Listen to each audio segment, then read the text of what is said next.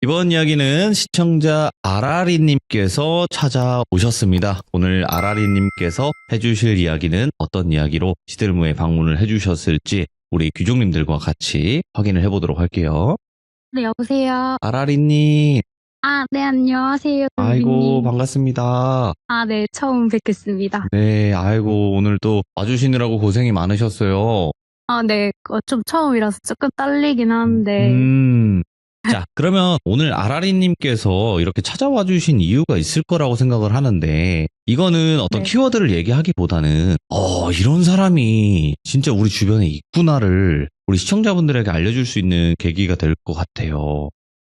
네, 저도 그런 목표로 이렇게 참가하게 됐고, 네네. 이게 사실 주변에 많을 수도 있을 것 같다는 생각은 하는데, 저도 이런 사람은 처음 봐서, 그래서 한번 나눠보고 싶어서. 와, 근데 팔지 말 거를 팔았다. 네, 맞아요. 그죠? 이게 네. 일단은 키워드라면 키워드인데, 도대체 네. 어떤 거를 팔지 말아야 네. 할 것을 팔았는지 같이 네. 한번 들어보도록 하겠습니다. 렛츠가 길이십니다. 아라리죠.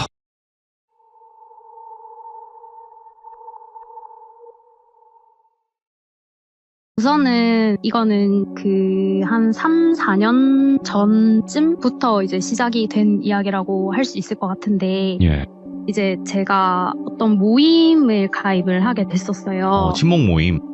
네, 친목 모임이었고, 이 모임에서 이제 알게 된 친구가 있었는데, 이때 그 친구가 부방장? 약간 그런 느낌으로, 네, 이렇게 관리를 하는 관리자였어요. 예. 그러다가 이 친구랑 같은 방에서 계속 연락하고 지내고 하면서 어쩌다가 한번 얼굴을 같이 보게 됐고, 이제 그때부터 이야기가 시작이 돼요. 근데 이제 이 친구가 외형적으로만 말씀을 드리면, 우선 여자인데 키가 굉장히 커요. 한 175 정도 되고, 그리고 덩치가 굉장히 좋은 친구예요. 근데 이 친구가 만나고 하고 할 때부터 제가 이제 약간 낯가릴 것 같기도 하고, 약간 좀 적응도 못할 것 같기도 하고 그랬었는데, 얘가 엄청 잘 챙겨주더라고요. 이제 뭐 사람을 좋아해서 그런지 모르겠는데 엄청 잘 챙겨주더라고요. 그래도 이런 친구도 있으니까 조금 잘 적응할 수 있겠다 이렇게 생각하고 지내고 있는데, 알고 보니까 이 친구가 아이가 둘이 있는 유부녀였어요. 큰아이는 그때 당시에, 제가 나이는 정확히 기억이 안 나는데 한 4세인가 5세 정도 됐었고, 그 작은 아이가 한 7개월 정도 됐던 걸로 기억을 하거든요. 근데 어렸네. 많이 어렸어요. 근데 이 친구가 처음부터 말을 해주기를 둘째가 좀 많이 아프다. 둘째가 이제 태어날 때부터 선천적으로 조금 장애를 가지고 태어난 친구라서 조금 아프다 이렇게 얘기를 했었던 것 같고, 근데 저는 뭐 아기를 워낙 좋아해서 네. 아이가 뭐 아프든 뭐든 그냥 아기니까 다 마냥 귀엽고 그냥 예쁘게 생각을 하고 이제 그렇게 지냈었고요. 걔네 집에도 놀러 가게 되고 그러면서 이제 애들도 많이 보게 됐어요. 그러다가 이제 저한테 조금 사정이 생겨서 그 친구랑 한 3달 정도 같이 지내게 된 계기가 있어요. 근데 이 친구가 남편이 없는 건 아니고 같이 있기는 한데, 거의 하루 종일 남편은 밖에서 일을 하고 있으니까 이 친구는 거의 혼자 집에 있고 약간 이런 식이었기 때문에 같이 지내면서 이제 애들도 봐주고, 작은 아이가 뭐 돌 때가 될 때는 저랑 다른 친구랑 같이 돌잔치도 집에서 해주고 그랬어요. 근데 그때 당시가 이제 코로나 시국이고 막 이랬으니까 이제 저희가 막 그런 부분을 조금 더 챙겨가지고 막 해주고 했었거든요. 그 친구가 성격도 좀 뭐 유들유들하고 잘 해주고 하니까 네. 뭐 별 생각 없었고 그냥 되게 사람 좋아하는 친구구나 정도만 생각을 하고 있었어요. 그러면서 같이 지내고 있는데, 근데 여기서 조금 이상했던 게 뭐였냐면, 이 친구가 그 메이크업이랑 미용을 전공을 하는 친구라고 했었는데, 본인이 이제 가게가 있다. 본인이 가게를 가지고 있고, 근데 지금 그 가게는 본인이 원장인데 자기는 지금 일선에서 물러나 있으니까 실장이라는 사람이 이걸 관리를 한다 이렇게 얘기를 해주더라고요. 그래서 뭐 그렇게 사는 친구구나 하고 그 정도로만 이제 생각을 하고 있었는데, 근데 이 친구가 돈 씀씀이가 좀 많이 컸어요. 같이 있을 때도 엄청 컸어요. 그래서 막 매번 배달 음식 시켜 먹고, 그리고 막 애기들 것도 진짜 매일매일 택배가 쌓일 정도로 집에 뭐가 많이 오고 막 이랬었거든요. 그런 것도 근데 뭐 자기가 뭐 능력 되고 하니까 별 생각 없이 그럴 수 있지, 뭐 지 돈 지가 쓰는데 내가 뭐 할 말 없지 이렇게 하고 그냥 있었는데, 같이 지내면서 조금 또 이상했던 게 뭐였냐면, 이 친구가 아기가 자주 아프기도 하고 애기들은 원래 막 자주 아프잖아요. 뭐 그럼요. 감기도 그렇기도 하고 엄청 자주 아프고 그런데 애기들을 한 번씩 무기로 쓸 때가 있는 거예요. 어? 부부싸움을 예를 들어 한다고 하면 예. 뭐 부부싸움을 하면 그냥 자기들 일로 끝내야 되는데 뭐 애기가 병원을 가야 되는 상황인데도 이 애기들을 상대로 무기로 하면서 네가 뭐 사과를 안 하면 얘네를 병원 데려가지 않겠다 약간 이런 식으로 조금 많이 말을 했었거든요. 이게 뭔 소리야? 예. 근데 이제 저도 그렇고 저랑 같이 알고 있는 지인들도 다 그런 부분에 대해서는 이거는 아니다. 예. 애기 가지고 무기로 자꾸 삼지 말고 그리고 둘째는 선천적으로 장애가 있었기 때문에 뭐 수술도 했어야 하고 어쨌든 병원비든 뭐든 들어갈 수 있는 부분이 많은 친구였단 말이에요. 그래서 이제 그런 것 때문에 마음이 아프니까 애기 상대로 제발 그런 거 좀 하지 마라. 너네들끼리 싸우면 그냥 싸운 대로 끝내고 병원을 데리고 가야지. 너네들이 싸운다고 지금 정신없어서 애들 병원 안 데리고 가는 게 무슨 일이냐. 그건 좀 말이 안 된다. 이런 식으로 얘기를 하면서 몇 번 따끔하게 얘기를 했었어요. 근데 이제 저도 그 집에서 나오게 되면서 제가 개인적으로 해야 되는 일도 있고 저도 이제 현업을 해야 되는 사람이니까 어쩌다 보니까 이제 지나고 하면서 좀 자연스럽게 연락이 또 무뎌지기도 하고 연락이 잘 안 되기도 했어요. 네. 별로 크게 많이 볼 일이 없으니까 아 그냥 그럴 수 있겠다 이렇게 하고 있었는데 어느 날부턴가 이 친구가 갑자기 진짜 소소하게 아라리 언니 뭐 나 5만 원만 빌려줄 수 있어? 뭐 이런 식으로 얘기를 하는데 근데 사실 돈을 그렇게 빌려주는 거는 크게 어렵진 않다고 생각해요. 왜냐면 저도 뭐 신세 졌던 부분이 있으니까 진짜 잘 챙겨줬기 때문에 뭐 그 정도는 빌려줄 수 있지 약간 이렇게 하면서 몇 번을 그렇게 빌려줬었는데 근데 여기서 조금 더 충격적이었던 거는 돈을 빌릴 때 항상 아이들을 계속 무기로 쓰는 거예요. 예를 들면요? 예를 들면은 언니 둘째가 지금 귀가 찢어졌는데 병원비 7만 원이 없어서 병원을 못 가고 있어. 근데 이 병원비가 없어서 이 병원을 못 가면 애기 귀가 괴사가 된대. 뭐 이런 식인 거죠. 와, 당장 안 도와주면 큰일 날 것 같이. 네. 근데 이제 그런 식으로 지금 뭐 저한테만 그런 게 아니라 자기 주변에 있는 많은 사람들한테 그렇게 한 거예요. 근데 이제 저도 이거는 나중에 사건을 다 알게 되면서 조금 더 점차적으로 알게 됐던 내용이었고 저도 뭐 당장에 돈이 있으면 빌려주겠지만 없을 때는 아 미안한데 나도 돈이 지금 없어서 못 빌려줄 것 같다 이렇게 하고 그냥 거절을 하고 그렇게 또 시간이 지나고 있었어요. 근데 이 친구가 항상 약간 조금 깨림칙한 부분이 항상 밑밥을 깔아요. 엄청 잘 까는데 이 밑밥을 어떻게 까냐면 정말 뜬금없이 연락이 와요. 뭐 예를 들어서 한 달, 뭐 2달 연락 한마디도 안 하고 있다가 자기가 필요할 때 되면은 연락이 막 와요. 언니 잘 지내고 있어. 어쩌고 저쩌고 막 이렇게 연락을 하다가 근데 결국엔 돈을 빌려달라 이런 내용으로 끝이 나요. 예. 그런 경우가 이제 너무 많았다 보니까 저도 사람인지라 지치잖아요. 그래서 이제 아 미안한데 네가 돈 얘기할 것 같으면은 돈 얘기는 안 했으면 좋겠다. 나도 지금 돈이 없고 그리고 이거를 애기들 가지고 계속 그렇게 하는 것도 그렇지만 그거는 너네가 알아서 해야지 뭐 가족이 있는데 내가 그걸 계속 해줄 수 있는 건 아닌 것 같다 이런 식으로 하고 몇 번 거절을 했어요. 잘하셨네. 예. 이제 그렇게 거절을 했는데 이 친구가 항상 늘 밑밥을 깔면서 뭐 언니 잘 지내 어쩌고 저쩌고 하다가 갑자기 애기들 사진 띡띡 보내요. 저는 또 그래도 같이 지내고 했었으니까 애기들이 너무 예쁜 거예요. 그래서 그죠. 아 뭐 땡땡이 잘 지내고 있네. 아 뭐 예쁘다 귀엽다 이렇게 하고 얘기하고 나면 이제 갑자기 우리 애가 뭐가 해서 뭐가 아프고 아니면 뭐 다쳤고 뭐 그러면서 돈을 빌려달라는 얘기를 계속했던 거였거든요. 그래서 이게 계속 반복이 되니까 저도 지치고 아 됐다 이렇게 하고 거리를 조금 두고 있었어요. 저랑 연락 안 하고 지낸 지 한 1년 정도 더 지났었거든요. 네. 근데 이제 저도 받았던 것도 있고 같이 지냈던 것도 있고 하니까 차마 차단은 못하고 그냥 뭐 거절만 하고 잘 얼굴도 안 보고 그러고 있었던 거예요. 네. 이제 그러고 있는데 작년 10월쯤에 갑자기 부고 문자가 온 거예요, 저한테. 부고 문자? 네. 아버님이 돌아가셨다 이렇게 말을 하는 거예요. 근데 이때도 사실 그럴 수 있다고 생각했던 게 이 친구랑 같이 지내는 동안에도 이 친구가 저한테 계속했던 말이 아버지가 지금 병원에 계신다. 얼마 전에 암 판정을 받으셨고 지금 병원에 계셔서 사실 뭐 오늘 내일 하는데 뭐 항암 치료는 받고 싶지 않다고 하더라 이런 식으로 계속 얘기를 했어서 아 그래서 결국에는 치료가 안 돼서 돌아가셨구나라고 생각을 하고 진짜 너무 슬펐거든요. 그리고 이제 그 즈음에 제 지인들이 부모님 상을 좀 많이 당했어요. 저랑 제일 친한 친구도 그랬고 저랑 제일 친했던 언니 아버님도 그렇게 돌아가시고 해서 이게 약간 겹쳐지는구나 정도만 생각하고 그 동생이 제가 살고 있는 지역이 아니라 다른 타 지역에 있는 사람이기 때문에 뭐 현업을 당연히 하고 있는 상황에서 정말 친했기 때문에 가면 너무 좋겠지만 사실 그게 현실적으로는 좀 불가능했던 부분이라서 그냥 전화로만 진짜 어떡하냐 하면서 너무 힘들겠다 하면서 엄청 위로해주고 그 친구가 울 때 막 같이 울었어요. 부의금도 보내주고 다른 지인들도 다 알고 있는 지인들이 있으니까 부의금을 막 보내주고 했다고 하더라고요.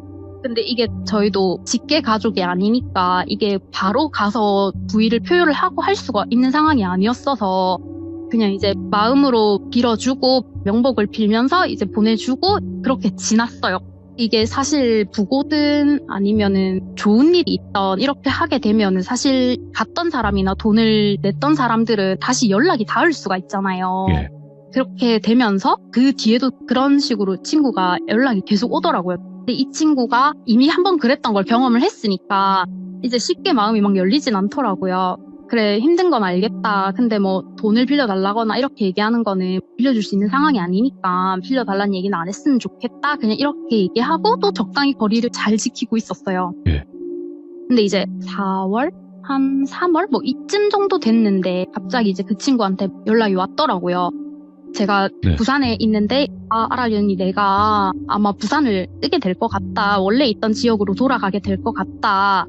우리 둘째가 수술을 해야 하는데 이 수술만 끝나면은 가족들이 다 이사를 갈 것 같다. 그렇게 알고 있으면 돼. 약간 이런 식으로 얘기를 하는데 그래서 가는가 보다 하고 그러려니 했어요. 그런데 수술한다고 했으니까 그냥 그 정도만 듣고 알겠다. 잘 가라. 이렇게 하고 그래 뭐 잘 지내고 뭐 가서도 뭐 좋은 일만 있어라. 이렇게 하고 더 이상 엮이고 싶진 않았어요. 사실 솔직하게 말하면 뭔가 계속 이렇게 엮이면 안 될 것 같다는 생각이 저도 좀 마음을 굳게 먹고 마지막으로도 걔가 또 돈 얘기를 꺼낼 것 같아서 좀 큰 돈을 얘기를 할 것 같아서 아예 애당초 나는 그런 돈이 아예 없으니까 나한테 돈 얘기는 하지 말았으면 좋겠고 그렇게 얘기할 거면 나는 연락을 안 하겠다 이렇게 하고 말았는데 갑자기 걔가 이제 그러면서 자기가 남편이랑 이혼을 했다 뭐 알고 있냐 뭐 이런 얘기를 막 하더라고요. 그래서 뭐 그건 뭐 관심이 없다. 사실 미안한데 나도 현생 사느라 바빠서 관심이 없고 모르겠고 그냥 그거는 너네 문제니까 너네 알아서 해라. 이 정도만 하고 그냥 제가 차단을 했어요.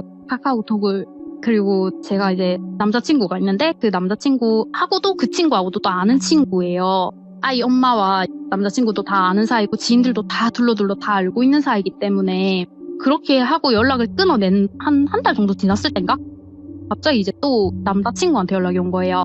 그때 당시에 남자친구가 타지에서 일을 하고 있었고 출장을 가 있었기 때문에 저랑은 떨어져 있었고 아라리야 내가 지금 연락을 하나 받았다 이렇게 하면서 저한테 갑자기 또 무슨 말을 해주는데 그게 뭐였냐면 두 번째 부고였어요. 아이가 죽었다고 했어요. 뭐야 이건 또? 둘째 아이가 마지막에 제가 차단하기 전에 말했던 게 내가 아이가 수술하고 나면은 여기 부산을 뜰 거다 이렇게 얘기를 했기 때문에 저는 그래서 그 수술이 잘못된 줄 알았어요. 뭐라고 장담해서 말을 할 수는 없는 상황이지만 어쨌든 간에 작은 아이였고 이제 좀 커도 뭐 3, 4살 이렇게밖에 안 됐을 거니까 수술하다가 잘못됐나 보나 정도만 생각하고 근데 진짜 너무 마음이 아픈 거예요. 애기 막 똥기저귀도 갈아주고 밥도 먹이고 막 이렇게 했었는데 갑자기 그렇게 됐다니까 너무 슬픈 거예요. 그날은 진짜 딱 그 소식을 듣는 순간 정말 오바이트 할 것처럼 진짜 속이 너무 안 좋은 거예요. 그냥 알고 있던 아이인데 아이 부고는 또 처음 들어보기도 했고 이래서 너무 충격이었나 봐요. 그래서 밥을 먹으려고 하는데 밥도 막 안 넘어갈 정도로 막 진짜 너무 속이 안 좋은 거예요. 그래서 근데 이걸 어떻게 해야 하지? 제가 살면서 아이의 부고를 들어본 거는 진짜 처음이거든요. 그리고 올 일이 잘 없잖아요. 근데 이제 그 아이 부고라는 것 자체가 사실 돈으로 어떻게 뭘 환산을 해야 될지도 모르고 어떻게 해야 이 마음이 달래질지도 모르니까 사실 좀 고민을 좀 많이 하고 있었거든요. 이게 부의금을 어떻게 해야 하지? 약간 이러면서 고민을 엄청 하고 있었는데 근데 제가 돌비님 공포 라디오도 엄청 좋아하고 제가 시사 프로를 되게 좋아해요. 네. 약간 그런 와중에 제가 보고 있던 프로그램에서 아이 엄마가 자녀 셋을 삭제했다. 약간 이런 내용이 나왔었는데 돈 때문에 아이를 삭제했다. 이런 내용이 나오는 거예요. 와, 예. 그래서 이 친구가 계속 애기 가지고 또 장난치고 했던 게 너무 많으니까 아니겠지 하면서 그냥 이제 또 말을 했는데 남자친구한테 먼저 연락이 왔다고 했잖아요. 저는 이미 차단이 돼 있는 상태였고 남자친구가 말하기를 그러면 애기 납골당에 이렇게 메시지라도 남겨주면 프린트라도 해서 그거 같이 뽑아서 납골당에 넣는다고 하니까 메시지라도 남겨줘라 이렇게 얘기를 해서 그래도 애기니까 내가 그래도 이건 남겨줘야지 싶어서 아랄 이모가 이렇게 하면서 뭐 엄청 예쁘고 소중한 아가야 뭐 사랑했다 고마웠고 잘 행복했으면 좋겠다 이런 식으로 해서 제가 글을 남겼어요. 글을 남기고 나서 그 내용을 보게 된 거예요, 제가. 근데 이게 이런 생각을 하면 안 되긴 하는데 자꾸 이상하게 조금 그런 거예요. 그날따라 계속 찝찝하고 약간 속이 안 좋았던 것도 좀 이상하기도 하고 하면서 그 글은 남겨놨지만 그래도 그건 아니겠지 하면서 남자친구한테 그 얘기를 또 전달을 해줬어요. 내가 이런 내용의 무슨 프로그램을 봤는데 설마 이 친구가 그렇게 하진 않았겠지. 설마 애기 가지고 그러진 않았겠지. 이번에도 또 무기 삼진 않았겠지. 이렇게 하니까 그냥 됐다 넘어가라고 하더라고요. 찝찝한 마음을 가지고 일단 알겠다. 그러면 잘 자고 안녕하고 통화를 종료를 하고 뭐 멍 때리고 있었는데 1시간 정도 지났는데 갑자기 이제 남친구가 전화가 오는 거예요, 다시. 그래서 왜 이러니까 막 웃는 거예요. 그래서 내가 왜 웃어 이랬어요. 그러니까 네 말이 맞는 것 같다 이러는 거예요. 그래서 내가 뭐가? 이랬어요. 이게 여기서 조금 어이가 없었는데 뭐라고 했냐면은 아이 안치를 하는 그 납골당 비용이 모자라서 16만 원 정도를 빌려달라고 했대요. 이게 금액이 되게 상당히 구체적이고 찌질한데 네. 16만 원을 보내달라? 뭐 이렇게 얘기를 했는데 제 남자친구 입장에서도 이런 얘기를 너무 많이 들었으니까 그리고 제가 또 앞전에 그 전화통화를 하면서 내가 이상하다, 촉이 좀 안 좋다 약간 이렇게 얘기를 했던 걸 들었다 보니까 선뜻 돈을 줄 생각을 못 한 거죠. 그래서 그냥 부조금만 내고 그렇게 말하는데 근데 갑자기 제가 이게 촉이 확 오는 거예요. 기분도 쎄하면서 뭔가 이거는 잘못됐다. 이거는 지금 노란하고 있는 거다. 그래서 제가 원래는 그렇게까지 행동력이 막 빠르진 않은데 그때는 제가 바로 그냥 장례식장에 전화를 냈어요. 그 문자 받았던 장례식장에 전화를 냈어요. 그래서 그 아이 이름을 A라고 하고 그 아이 엄마 이름을 똘순이라고 하면 전화를 해서 그 날짜를 이제 다 말을 해줬어요. 부고장에 적혀있는 날짜를 말씀을 드리고 혹시 이런 날에 A라는 아기가 있나요? 라고 여쭤보니까 아기요? 이렇게 하시는 거예요. 그래서 네 아기요 이러니까 사실 아기들이 이제 수술을 하다가 뭐 잘못되는 경우가 많진 않으니까 아기요? 아기는 없는데요? 이러는 거예요. 그래서 아기 이름이 조금 흔하진 않겠지만 그래서 그런가 싶어가지고 설마 해서 그러면 상주 이름에 똘순이 한 번만 찾아주시겠어요? 이렇게 얘기를 했는데 없다는 거예요. 뭐야? 그 부고장에 적혀있던 고인이 된 날짜 그러니까 네. 이제 별이 된 날짜랑 그 발인한다고 하는 그 날짜까지 전부 다 한 번 더 찾아봐 주세요 했는데 없대요. 똘순이도 없고 A도 없는 거예요. 그래서 이게 뭐지? 근데 이게 아무래도 애기니까 뭐 가족장이라서 진짜 자기들끼리만 하려고 일부러 그렇게 한 걸까? 이렇게 생각을 하고 혹시나 모르니까 그럼에도 불구하고 이제 나쁜 생각은 안 하고 싶어서 그냥 한 군데만 더 찾아봐야지 하고 이제 제가 어디다 연락을 했냐면 부고장 만드는 사이트가 있어요. 이게 사실 되게 급하게 돌아가시는 분들이 있거나 할 땐 부고장을 미처 준비하지 못하기 때문에 무료로 이렇게 만들 수 있는 사이트가 있는데 그 사이트에 그냥 제가 들어가서 확인을 해보니까 일단 부고장은 올라와 있어요. 근데 아무래도 좀 계속 찝찝해서 일단 거기에서 자기 남편이랑 이혼했다고 하면서 남편은 없었고 상주에 똘순이가 있고 오빠 이름으로 해서 그 A에 오빠가 있는 거예요. 그래서 뭐지 싶었어요. 근데 아무래도 아기가 고인이 됐다고 하면 아빠도 있어야 되는 게 당연한 거잖아요. 아무리 이혼을 했다고 하더라도 부모였는데 제 상식선에서는 그게 좀 이해가 안 됐고 이제 그 부고장 사이트를 들어가서 보니까 그냥 무료로 만들 수 있는 그 내용이 어떤 거냐면 사실 뭐 사망했다는 내용의 증명이 1도 필요가 없어요. 그냥 뭐 예를 들자면 아랄이 뭐 몇 년생, 뭐 몇 월 며칠 뭐 이렇게 하고 발인 날짜, 별세한 날짜 이런 식으로 해서 그것만 입력만 하면 부고장 하나가 완성이 되는 시스템이더라고요. 그래서 제가 진짜 아니겠지 하면서 한 번만 더 해보자 해서 그 부고 사이트에 전화를 했어요. 네. 거기는 이제 아무래도 장례가 뭐 언제 어떻게 일어날지 모르니까 24시 콜센터 운영이 돼 있더라고요. 그래서 전화를 해서 그 고인의 성함이나 이런 걸 얘기를 했을 때 그거는 본인도 확인이 바로 되는 건 아니기 때문에 그냥 만들 수 있다 없다 정도까지만 말씀을 해주시더라고요. 근데 제가 그러면 이거 사망 신고나 뭐 사망 기록이 없어도 그냥 만들 수 있는 건가요? 라고 한 번 더 확인을 했더니 된다고 하시는 거예요. 이거는 진짜 당했나 싶어서 그래도 혹시 모르니까 사람을 계속 이렇게 믿고 싶은 거예요, 조금은. 그래서 예. 그래서 이제 제가 그날은 너무 늦었어서 다음날 아침에 장지에다 전화를 했어요. 혹시 그 납골당에 모셔져 있는 유골함 중에 그 애기 A 혹시 있는지 한 번만 찾아봐 주실 수 있나요? 라고 얘기를 했더니 없다는 거예요. 근데 이제 여기서 진짜 너무 화가 나는 거예요. 이게 아닌 걸 다 확인을 했잖아요. 그렇죠. 그래서 그것까지 확인을 다 하고 저는 일단 남자친구한테 다 얘기를 해줬고 저는 그렇게까지는 안 할 줄 알았어요. 사실 이게 돈이 필요했고 근데 도저히 방법이 없으니까 뭐 그랬을 수 있다까지 생각해보려고 해도 도저히 용서가 안 되는 거예요. 예. 그래도 나나 뭐 오빠 같은 경우에는 조금 자기랑 더 친했으니까 그랬을 수도 있다 생각을 하고 다른 친구들한테까지 안 그랬겠지라고 생각을 하고 사실 제가 말을 안 했어요, 일부러. 네. 알고 있는 지인들한테도 제가 일부러 안 물어봤어요. 혹시 이 똘순이가 연락이 왔었냐? 라는 걸 자체를 아예 안 물어봤었어요. 근데 이제 다른 아는 동생이랑 이런저런 얘기를 하다가 그 친구도 똑같이 당했다라는 걸 알게 된 거예요. 계속 그래서? 연락해서? 네, 근데 여기서 진짜 대박이었던 거는 예. 제가 부산에 산다고 말씀을 드렸잖아요. 제가 이제 서울에서 지냈던 적이 있어서 서울에 있던 친구들이 좀 제법 많이 있거든요. 근데 이제 그 중에서 저랑 좀 친한 친구 한 10년 넘게 알고 있는 친구가 있는데 이 친구는 부산에 연고가 저밖에 없으니까 본인이 시간이 나면 저를 보러 와요. 근데 이 친구가 결혼을 했었고 약간 주말 부부로 지내고 있었던 상황이었기 때문에 그때 당시에는 왔을 때 저랑 이제 좀 잘 재밌게 놀다가 갔는데 그때 당시에 똘순이를 한번 만난 적이 있어요. 제 친구도 서울에서 미세를 준비를 하고 있고 이런 과정이었고 저도 이제 그 친구랑 같이 지내고 있던 상황이었으니까 똘순이 집에 같이 가게 된 거였어요.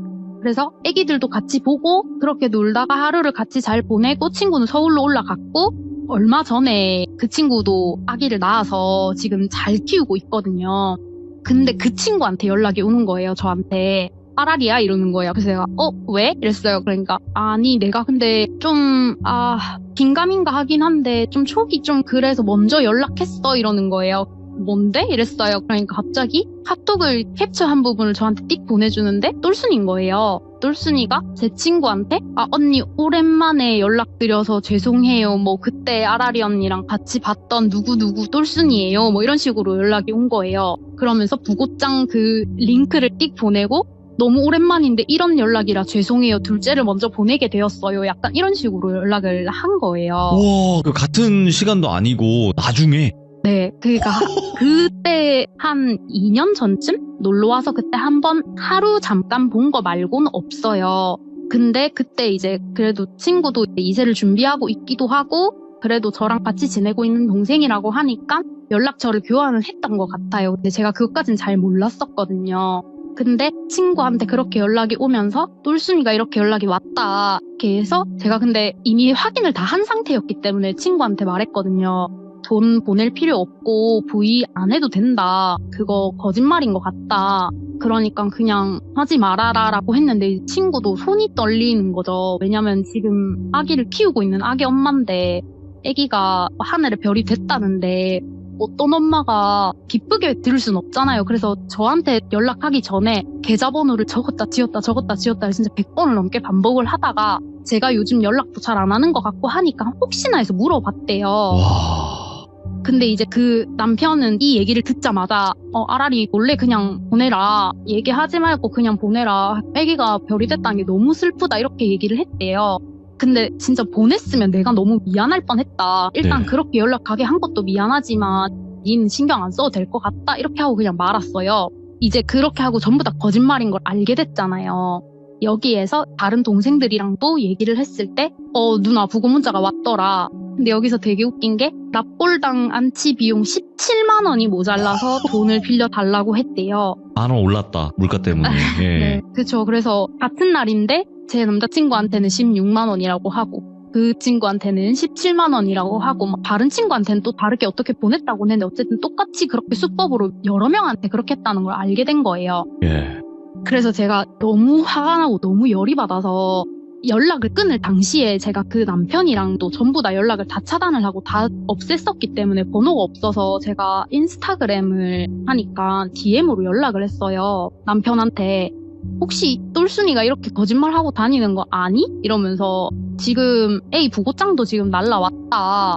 혹시 너 이 사태에 대해서 다 알고 있니? 이렇게 하고 연락을 했는데 답장이 없는 거예요, 계속.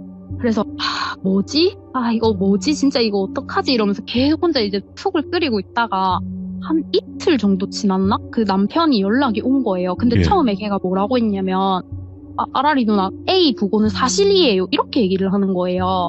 네. 그래서 내가 잘못 짚었나? 이거 내가 진짜 뭐 잘못한 건가? 이 생각을 하고 아니면은 내가 진짜 죽을 죄 졌다. 진짜 사과 제대로 하고 이렇게 해야겠다라고 생각을 하고 있었는데 그날 오후인가? 갑자기 저한테 DM이 또 하나가 와요. 근데 그때 그 DM은 정말 더 대박이었던 거는 예. A가 별이 된 아기였다면은 그 A의 오빠가 있었어요. 그 아이의 이름을 돌비라고 할 건데 갑자기 그 남자친구라고 하는 정말 모르는 타인이 저한테 연락이 와서 남편이 아니라 남자친구가 혹시 죄송하지만 돌비라는 사람이랑 연락이 되세요? 이렇게 얘기를 하는 거예요. 돌비 아세요? 이렇게 하는 거예요. 그래서 제가 초면에 죄송하지만 제가 돌비라고 이름을 알고 있는 거는 꼬맹이밖에 없다. 아는 사람이 없다. 이렇게 얘기를 했더니 그 사람이 또 계속 연락이 오더라고요. 그러면서 한다는 말이 돌비랑 아는 사이인 것 같아서 친해 보여서 연락을 드렸는데 혹시 모르시나요? 이렇게 말을 하길래 그러니까 제가 알고 있는 돌비는 A의 오빠고 그 똘순이 아들이다 이렇게 얘기를 했어요. 예. 그 사람이 하는 말이 똘순이가 자기 본명은 똘순이가 맞는데 돌비라는 이름으로 개명을 할 예정이고 그래서 이제 그 남자친구가 부르는 이름은 돌비였던 거예요. 사실 좀 복잡하죠. 와, 이거는 뭐 알 수가 없다. 알 수가 없어요. 네, 그래서 이제 그 돌비라는 이름으로 자기가 곧 개명할 이름이다라고 했는데 저는 거기서 이제 어이가 없는 거예요. 아니 하다 못해 딸도 그렇다 치지만 자기 이름을 아들로 바꾼다고 이렇게 하면서 좀 화가 막 미친 듯이 나는 거예요. 그래서 제가 이제 그 남자친구라고 하는 그 사람한테 제가 그렇게 얘기를 했죠. 혹시 만나신 지는 얼마나 되셨는데요? 이렇게 얘기를 했어요. 300일 정도가 됐다고 하는 거예요. 근데 이게 300일 정도인 것까지는 뭐 그래 그럴 수 있다. 그래 얘네가 이혼했다고 한 기간이 오래되긴 했으니까 그럴 수 있지 정도까지는 생각을 했어요. 근데 여기에서 이제 똘순이랑 남편은 사실혼 관계였어요. 그러니까 혼인신고를 하지 않은 상태였고 그렇게 있었던 상황이었기 때문에 그래 언제든지 헤어지고 다른 사람을 만날 수도 있지 정도까지만 생각을 하고 제가 이제 그러면 혹시 똘순이가 자녀가 있는 거 알고 계세요? 이렇게 물어보니까 모른다는 거예요. 예. 근데 이게 그럴 수가 없었던 게 사실 똘순이는 그 카톡 프사가 전부 다 애기들 사진이었어요. 근데 이 사람은 다른 말을 하고 있는 거예요. 그러면 이 사람 지금 카톡 프로필은 어떻게 돼 있어요? 라고 제가 물어봤어요. 애기 사진이 아예 없고 멀티프사로 이렇게 해서 본인들 커플 사진을 해놓은 거예요. 이제 여기에서 남자친구도 충격을 적잖이 받으셨겠지만 당연히 예. 그래서 저도 이제 이게 말이 앞뒤도 안 맞고 다 안 맞구나 이거 다 거짓말이구나 싶어서 본격적으로 추궁을 했어요. 이 사람을 뭐 저도 본 적은 없는 사람이지만 예. 일단은 이 사실도 알려야 하고 이 부분에 대해서 내가 지금 너무 굉장히 화가 나고 열이 받으니까 이거는 내가 짚고 넘어가야겠다 싶어가지고 진짜 막 추궁하면서 다다다다 막 쏘아붙였어요. 제가 그 똘순이라는 애랑 그러면 언제 만났냐 이렇게 했더니 작년에 만났고 그럼 어떻게 만나셨는데요? 이렇게 하니까 자기 친구의 여자친구였대요. 근데 자기 생일날 보게 됐고 그 생일날 보면서 눈이 맞아서 사귀게 됐다. 그렇게 하면서 300일이 됐고 제가 300일까지 된 건 알겠고 그러면은 뭐 두 분 혹시 금전거래는 없으셨어요? 이렇게 제가 물어보니까 있다고 하는 거예요. 역시나. 그래서 얼마 정도 혹시 빌려주셨어요? 이렇게 물어보니까 그냥 이것저것 막 다 해서 한 400만 원 정도 빌려준 것 같아요. 이러는 거예요. 조금씩 뜯었겠지. 네, 그래서 이제, 그러면 혹시 최근에 돈 빌려준 게 언제냐? 이렇게 얘기를 했는데, 이제 여기에서 대박이었던 게 A가 죽었다고 이제 부고가 날라온 그날이었던 거예요. 네. 그날 돈을 빌렸는데, 그때 여기서 더 한 번 충격이었던 거는 돈을 그렇게 빌리는데, 뭐라고 하고 빌렸냐면, 아버지가 지금 병원에 계신데 외출을 하셔야 한다. 그래서 입원비 정산을 해야 한다. 이 정산 금액 70만 원 정도만 빌려달라 이렇게 얘기를 한 거예요. 아까도 말씀드렸지만 제일 첫 번째 부고를 받았던 건 아버지 부고였어요. 아버지가 돌아가셨다고 말씀을 드렸잖아요. 네. 이제 여기에서 저는 약간 조금 이성을 잃고 제가 크크크크 한 다음에 엄청 막 웃다가 돌아가신 아버님이 살아오셨네요. 부활하셨네요. 이렇게 하고 그렇게 말하고 이제 제가 부고장을 보냈어요. 그 사람한테. 예. 근데 이게 여기서 진짜 이 똘순이가 정말 바보인 게 부고장을 보통 보내면 날짜를 적잖아요. 근데 그 날짜가 문자로 보내는 거랑 그 부고장 링크 안에 들어가 있는 날짜가 다른 거예요. 근데 이게 처음엔 사실 저도 몰랐거든요. 근데 이거를 이제 애기 부고까지 듣고 나서 그걸 보면서 알게 된 건데 다행히 문자는 남아있어서 제가 보니까 날짜가 10월 5일이에요. 문자에는. 근데 부고장 링크에는 10월 8일 날 돼 있는 거죠. 그래서 이거 일단 사기가 맞구나 였고, 그리고 사실 별세를 하시게 되면은 보통 상주가 아들이거나 아니면은 배우자가 있더라도 뭐 외동이라고 하더라도 손녀 이름을 적진 않잖아요. 뭐 상주, A, 대상 이렇게 돼 있는 거예요. 근데 그게 저는 애당초 말이 안 된다고 생각을 하고 있거든요. 이제 제가 말씀드렸다시피 그때 작년 그 시즌 즈음에 제 지인분들이 많이 돌아가셨기 때문에 부고장을 많이 받았거든요. 부고장을 비교를 해봤는데 너무나 다른 거예요. 네. 그래서 이건 거짓말이 맞구나 하고 이제 그 남자친구한테도 그걸 다 보내줬는데 그 사람이 이러는 거예요. 그래서 내가 왜요? 이랬어요. 그 사람이 하는 말이 10월 5일은 제 생일이라서 저랑 같이 있었는데요? 이렇게 말을 하는 거예요. 그래서 내가 그때 아버님 부고라고 했는데 그때 같이 쓰셨다고요? 이렇게 얘기를 했더니 한다는 말이 그때 제 생일이어서 친구들이랑 만났고 뭐 자기한테 선물로 한 30만 원 상당의 뭐 향수나 뭐 이런 거랑 술값을 그 똘순이가 다 계산을 했다 이렇게 얘기를 하는 거예요. 그래서 이제 할 말이 너무 없어서 이게 진짜 미쳤구나, 진짜 제정신이 아니구나 싶어가지고 진짜 그때부터 폭주를 했거든요. 이제 DM으로 제가 막 있는 말 없는 말 전부 다 하면서 지금 뭐 남편이랑 헤어진 것도 아닌 것 같고 지금 같이 지내고 있는 것 같다. 그리고 최근에도 지금 연락 왔다. A라고 애기가 죽었다고 하는데 그것도 혹시 뭐 알고 계신 상황이세요? 이렇게 얘기하니까 그때가 자기가 돈을 받기로 한 날이었는데 잠수를 타서 연락이 안 돼서 저한테 연락을 했다는 거예요. 그 남자친구는. 남자친구분도 당연히 너무 불쌍한 건 맞는데 모르고 있었던 거잖아요. 그 남자친구한테는 뭐라고 얘기를 했냐면 아이가 죽었다고 부고 문자를 저희한테 보내는 그 시간대 자기가 푸드암에 걸려서 병원에 입원해 있다. 그래서 어느 병원 8층에 자기가 입원을 해 있다. 퇴원하고 나면 만나자 이런 식으로 얘기를 했다고 하더라고요. 거기 가보면 어쩌려고. 근데 이제 그 사람도 좀 답답했는지 그 남자친구가 그 병원에 전화를 해서 물어봤대요. 이 환자 중에 똘순이가 있냐 이렇게 물어보니까 환자 개인정보는 알려줄 수가 없다 이렇게 얘기를 했대요. 네. 그래서 그것까지 확인을 미처 못하고 병원에 갔는데도 입구에서 막혔대요.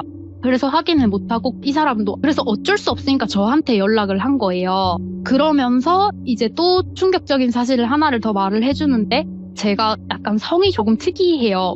흔한 성은 아니거든요. 그래서 갑자기 그 남자친구라는 사람이 저한테 아라리님 혹시 성이 어떻게 되세요? 이렇게 물어보는 거예요.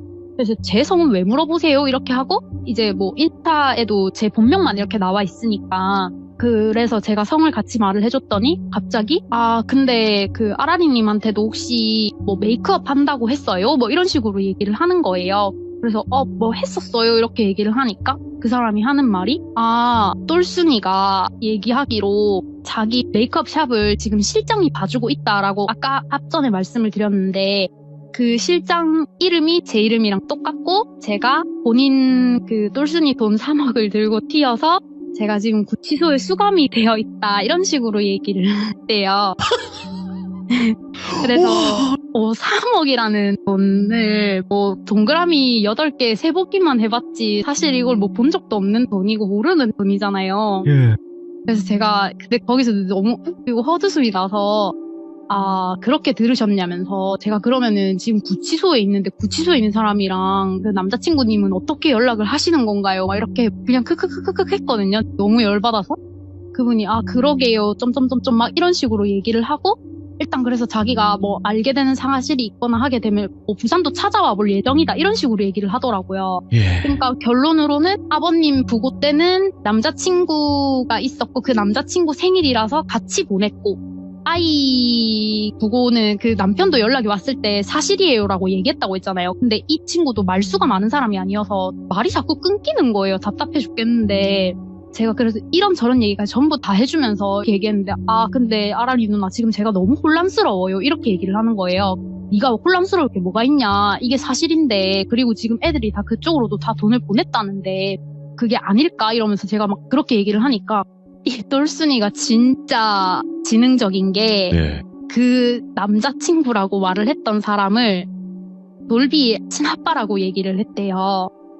그러니까 조금 복잡하시죠. 이게 와, 이 친구가 네. 똘순이라는 친구가 지금 남편이랑 아이를 낳은 게 A고요. 그 이전에 아이를 낳았었는데 그분이랑은 잘못돼서 지금 이제 놀비를 키우고 있는 상황에서 남편을 만나서 A를 낳은 거예요.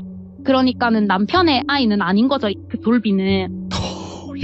예. 약간 되게 복잡한 상황인데 그런 상황에서 이제 남자친구까지 있었던 거예요.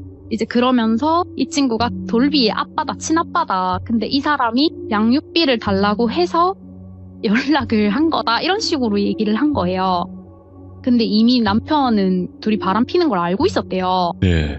한 달 전쯤인가 멀티프사를 봤대요. 그래서 이걸 확실시 되면 말을 하고 싶었는데 이미 얘는 알고 나니까 자꾸 똘순이가 거짓말을 계속하고 있는 상황인 거죠.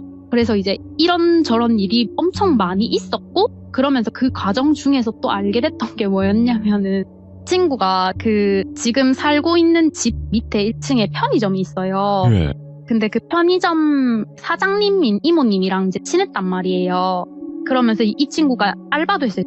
근데 제가 남자친구랑 또 이런저런 얘기를 하는데 그 남자친구가 누구누구 이름을 자꾸 띡띡 뱉는 거예요. 그러면서 이분 아세요? 이분 아세요? 뭐 이렇게 물어보는 거예요. 그건 제가 잘 모르겠고 근데 그 중에 한 명 알았던 게 편의점 사장님 이름이에요. 편의점 사장님이랑 저랑도 이제 많이 보고 했었기 때문에 그 이모가 한번 급할 때 계좌이체를 한번 해준 적이 있는데 그 이름을 그대로 써서 제가 알고 있었거든요. 그래서 그 이모 이름인 걸 알고 이게 너무 괘씸하고 너무 화가 나고 짜증이 나니까 제가 이제 편의점 이모하고 번호 교환을 한 건 아니었는데 편의점에다 그냥 냅다 전화를 했거든요. 예. 이제 알바생이 받는 거예요. 그래서 알바생한테 아 죄송한데 혹시 사장님 계시냐고 사장님 성함이 땡땡땡 맞으시냐 이렇게 얘기를 했더니 아 맞다고 하시는 거예요. 그러면 제가 그 똘순이 이야기로 드릴 말씀이 있어서 그러는데 저한테 전화할 수 있게 제 연락처 좀 남겨주시겠어요? 이렇게 하고 전화번호를 남겼어요. 그러고 났는데 이제 그날 저녁에 이모님한테 전화가 온 거죠. 그래서 저랑 통화를 하는데 이제 여기서 이모가 해주는 말이 진짜 대박이었던 거죠. 말씀드렸다시피 똘순이랑 남편은 사실혼 관계였고 이 친구가 아이를 키우고 있는데 사실혼 관계라고 하는 건 법적으로는 효력이 없는 거잖아요. 네. 크게 봤을 때. 그래서 이 친구가 미혼모 행세를 하면서 집에 사람이 살지 않는다 이렇게 하면서 국가에서 이제 나오는 미혼모 보조금을 받고 있었고 그리고 그 전세도 자기가 돈이 많고 어쩌고 저쩌고 하면서 그 돈으로 했다 했는데 그것도 알고 보니까 그 남편의 회사에서 돌비랑 A랑 애기들 잘못될까봐 돈을 묶어놨다고 하더라고요. 그 전세 자금을 빌려주신 거죠. 그리고 이제 애기 수술을 하거나 뭐 이렇게 했던 것도 다 초록어린이 재단에서 후원을 받는 거였어요. 와. 이제 그래서 그렇게까지 하고 있다는 걸 알게 됐고 그리고 이 똘순이가 어딘가에서 돈을 빌리거나 어딘가에서 뭐 큰 돈이 오고 가거나 하면은 여기 편의점에 있는 사장님이 내 친척이니까 뭐 여기로 연락을 해라 이런 식으로 해서 그 이모도 화가 단단히 나셨더라고요. 그리고 그 아버님 돌아가셨다고 했을 때도 부조금을 엄청 많이 했대요. 그 이모가 어머님 돌아가시고 했을 때 그 똘순이가 부조금을 했어가지고 줬는데 그 편의점에서도 잠깐 일했다고 말씀드렸잖아요. 편의점에 있었던 단골 손님들 돈까지 똘순이가 부조금으로 받은 거예요. 근데 이모 말로 얘기를 들어보니까 엄청나게 거액을 받았다고 하더라고요. 그 금액은 제가 정확히 잘 모르겠어요. 근데 이제 그렇게 하고 그런 일이 있었다까지 이모가 말씀을 해주시면서 막 화를 내고 혹시나 뭐 나중에 진행되는 상황이 있으면 또 말씀드릴게요 하고 통화를 종료를 했어요. 그리고 고소를 하고 싶어서 좀 알아봤는데 사실 뭐 제가 뜯긴 돈이나 이런 거는 좀 사실 소액이라서 뭘 할 수 있는 방도가 없더라고요, 크게. 그래서 이거는 진짜 어떡하지 하고 있었는데 그 남자친구는 그래도 100단이니까 이 사람이 그래도 고소를 하면 벌금을 내더라도 좀 더 많이 낼 수 있을 것 같은 거죠. 그래서 이제 그 사람이랑 이런저런 얘기를 하는데 이 사람도 화가 단단히 났는지 고소를 하겠다 이렇게 한 거예요. 네. 그래서 이제 혹시나 뭐 증거나 있으시면 저한테 좀 달라고 하더라고요.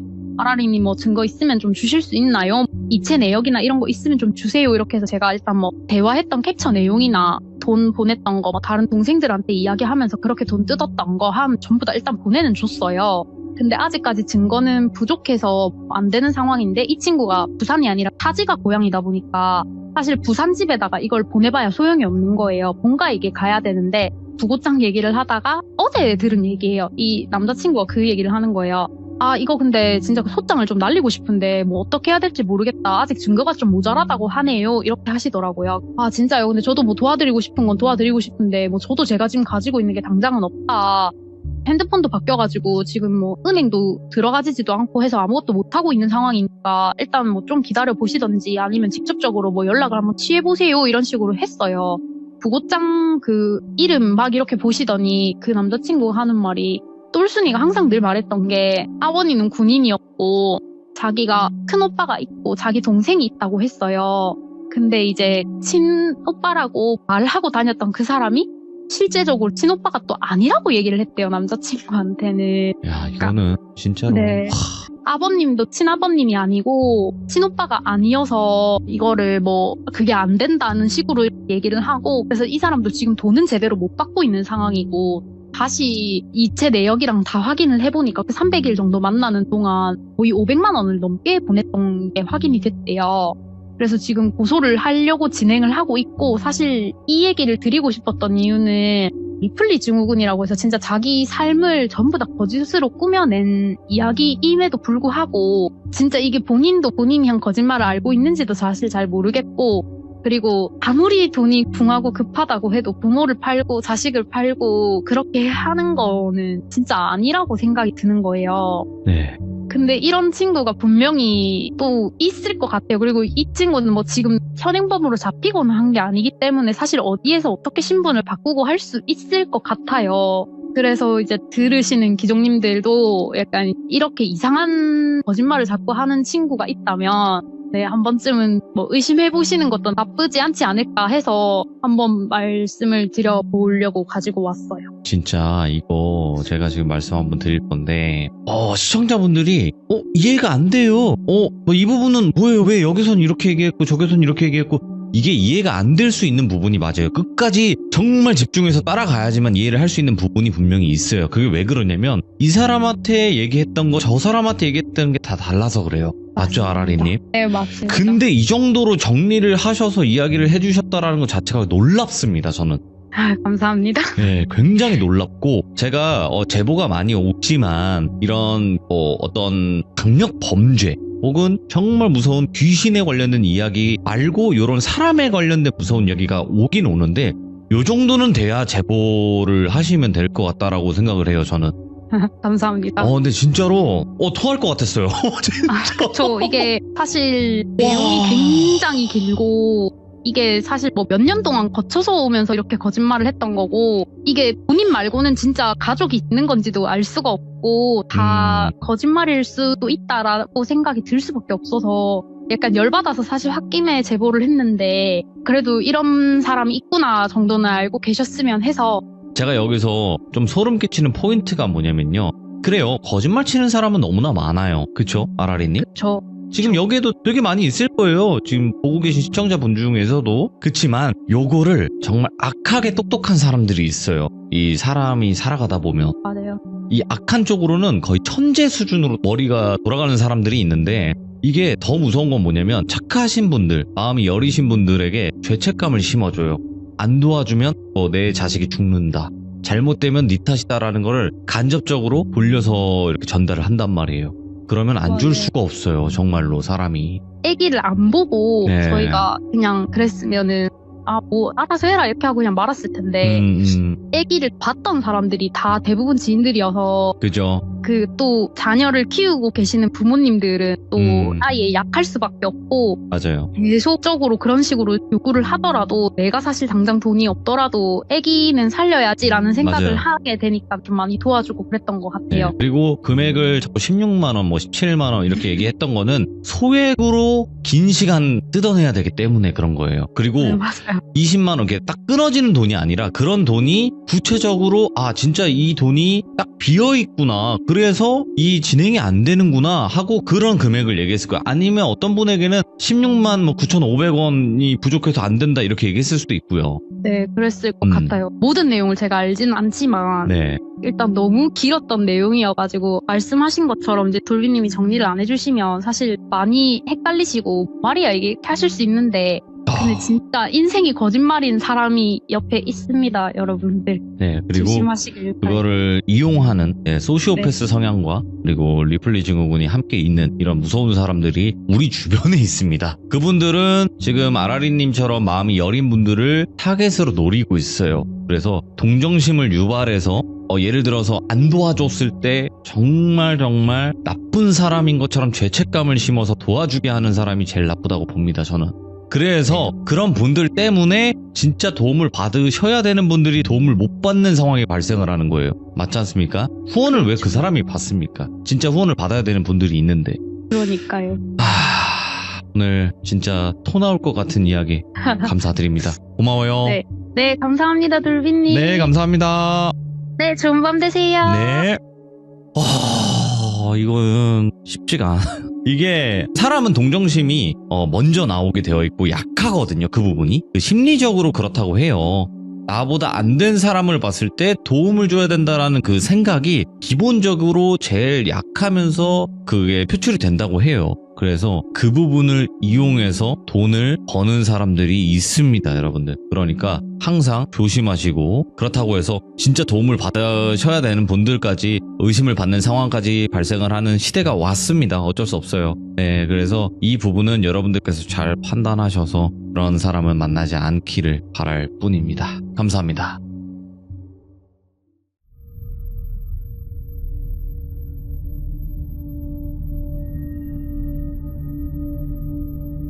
자, 이번 이야기는 시청자 테슬러즈님께서 찾아와 주셨습니다. 테슬러즈님께서 오늘 해주실 이야기 어떤 이야기가 될지 같이 한번 들어보도록 하겠습니다. 안녕하십니까, 돌비님. 아이고, 반갑습니다. 잘 지내셨죠? 네, 아이고, 오늘 이렇게 또 테슬러즈님을 만나 뵈니까 네. 만감이 교차하네요. 아니, 어떤 만감이 저가 보고 싶으셨나요? 아니, 그냥 만감이 교차할 수 있는 거잖아요. 또 그런 시간대이기도 하네요. 네. 아니, 이게 대답해 주시는 말 한마디가 괜히 웃긴 분이 있는데 또 그런 분이 아닌가 생각을 해요. 그런 분이 있나요? 네, 있어요. 아무튼 오늘 테슬러즈님 너무너무 반갑고, 자, 네. 오늘 해주실 이야기가 어떤 이야기가 될까요? 예, 간만에 저희 예전에 알던 분에게 들었던 직업괴담을 하나 말씀드리려고. 오, 예. 근데 이거는 간만에 시점이 그렇게 오래되지 않은 얘기여서 예. 조금 디테일하게 말씀드리기는 예민한 문제일 수 있어서 조금 뭉뚱그려서 말씀드려보도록 하겠습니다. 알겠습니다. 그럼 바로 출발을 해보도록 하겠습니다. 렛츠가! 길이십니다. 테슬러즈예요.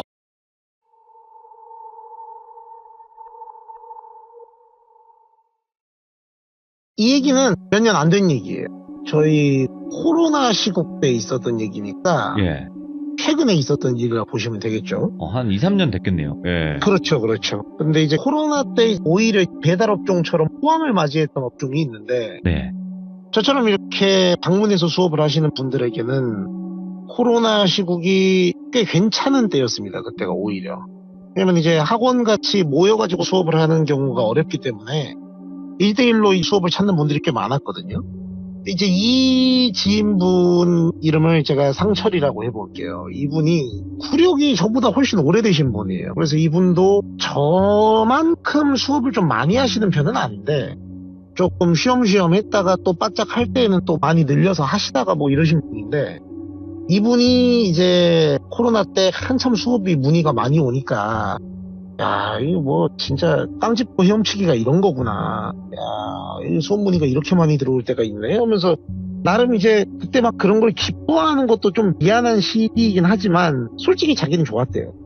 한참 수업 다니는데 어느 날 이제 약간 그런 수업 문의가 온 거예요. 이분이 이 인문학 쪽으로 전공을 하신 분인데 주요 과목이 국어랑 사회탐구 쪽을 같이 하고 계셨어요. 네. 근데 이분이 국어 수업만 하러 갔는데 상담을 갔더니 어머님이 계시더래요. 그래서 이제 얘는 이런 상태고 뭐 이런 식으로 수업할 거고 뭐 교재는 뭘 쓸 거고 뭐 이런 걸 쭉 말씀드렸더니 자기는 교과에 대한 수업도 좋기는 한데 비교과적으로 우리 애를 좀 다뤄줬으면 좋겠다 이런 얘기를 하셨다는 거예요. 그래서 어떤 점을 말씀하시는 거냐 하니까 요새 우리 MZ 친구들이 저희가 예전의 세대들의 기준으로 봤을 때 상식이라든가 저변의 지식이 상당히 부족한 편인 건 사실입니다. 네. 그러니까 저희처럼 막 이렇게 찾아보고 막 뭐 직접 사전 이렇게 떠들어보고 막 이런 시대가 아니고 손가락 뚜둑뚜둑 하면 바로 나오잖아요. 우리 애가 조금 자기 주관을 논리와 근거를 갖고 표출할 수 있는 소위 말해서 논술 비슷한 수업인데 좀 시사상식에 관련된 걸 좀 많이 알려줬으면 좋겠다. 예. 예를 들어 환율이 뭔지도 잘 모르고 학교에서 이를 교과 가지고 설명을 해주는 것 갖고는 아이가 관심이 환기가 안 되니 이런 걸 좀 해달라고 이런 말씀을 하셨대요. 그래서 알겠다고. 그럼 자기가 주마다 하나씩 토픽을 잡아와서 약간 논리 세우고 의견 피력하는 이런 수업을 배경지식 넓히면서 하는 거를 조금 해보겠다 뭐 이렇게 말씀을 하셨다 하더라고요. 그래서 회의를 어떻게 맞춰드리면 될까요? 라고 물어보셨는데 원래 자기가 생각했던 회의를 말씀드렸더니 이런 수업은 선생님도 원래 하시던 수업이 아니고 따로 이제 토픽도 준비를 하셔야 되고 커리큘럼을 전체적으로 짜셔야 되는 거니까 자기가 페이는 넉넉하게 드리겠다. 해가지고는 원래 자기가 생각했던 것보다 한 1.5배 정도를 더 부르더래요. 예. 얼마나 좋습니까? 그래서 열심히 하겠다고. 그러니까 저희가 그 곳간에서 인심난다고 뭐 수업료 따박따박 제대로 퍽퍽 들어오니까 엄청 열심히 수업을 했대요. 이제 만나서 수업을 해보니까 뭔 말인지 알겠더래요. 그러니까 그런 애들이 있습니다. 문제 푸는 거 같은 거 맡기면 문제는 잘 푸는데 자기 의견 피력 같은 거를 해보라고 하면은 눈도 못 마주치고 눈에 초점이 없고 뭐 이렇게 좀 자신감이 없는 그런 친구들이 있어요. 전형적으로 그런 친구들이래요. 그래서 그런 걸 이제 어떻게 얘기할 때 아이 컨택을 해야 되고 배경 지식은 어떤 식으로 활용하면 되는 건지 지식을 입혀주는 것보다 애티튜드적인 면을 많이 강조해서 수업을 했대요. 그러다 보니까 이제 그렇게 몇 달 지나고 나서 자기가 봐도 애가 좀 달라졌어요. 그러니까 일상생활에서부터 자기 의견을 얘기하거나 주장하는 게 조금씩 생겨나기 시작했고 어머님이 그걸 크게 느끼셨다 하더라고요. 그래서 이제 네 번째 달 수업료를 지불하실 때 선생님을 따로 부르시더래요. 그래서 이제 선생님 너무 감사하다고, 선생님 덕분에 애 아빠도 얘기한다고, 애가 많이 달라졌다고, 긍정적인 방향으로 저희가 생각했던 방향으로 많이 끌고 가주셔서 저희가 너무 감사해서 하고 따로 이제 사례금을 주시는 거예요. 봉투에다가. 이런 거 아시지 않습니까? 한 번은 거절해야 됩니다. 덥석 아이고 감사하네요 이러면은 그거 좀 그렇거든요. 아니라고. 전 당연히 제 할 일을 했는데 당연히 들이밀면서 주시죠. 더 열심히 하라는 의미로 알고 이러고 딱 받은 거예요. 네. 그러고 나서 이제 수업을 그 뒤에도 쭉 진행을 했죠. 근데 어느 날 이제 그 어머님께서 수업을 마치고 가려고 하는데 저희 흔히 신발장 상담이라는 게 있습니다. 이 방문 수업은. 예. 그게 뭐냐면 이제 별건 아니고 현관에서 나가기 전에 신발 신으면서 신발장 앞에서 그냥 학부모님하고 얘기 나누면서 오늘 뭐 간단하게 뭐 했고 다음에 이런 거 하겠습니다. 뭐 이런 거 살짝 말씀드리는 거거든요. 약식 상담 같은 건데. 네네네. 그거 하고 이제 가려고 하는데 저 선생님 하시길래 뭐 혹시 또 봉투를 주시나? 이런 약간의 기대감을 갖고 봤더니 그게 아니고 혹시 좀 기관지가 안 좋으시냐고 갑자기 그런 질문을 하시더라고요. 근데 실제로 그분이 기관지가 안 좋았대요.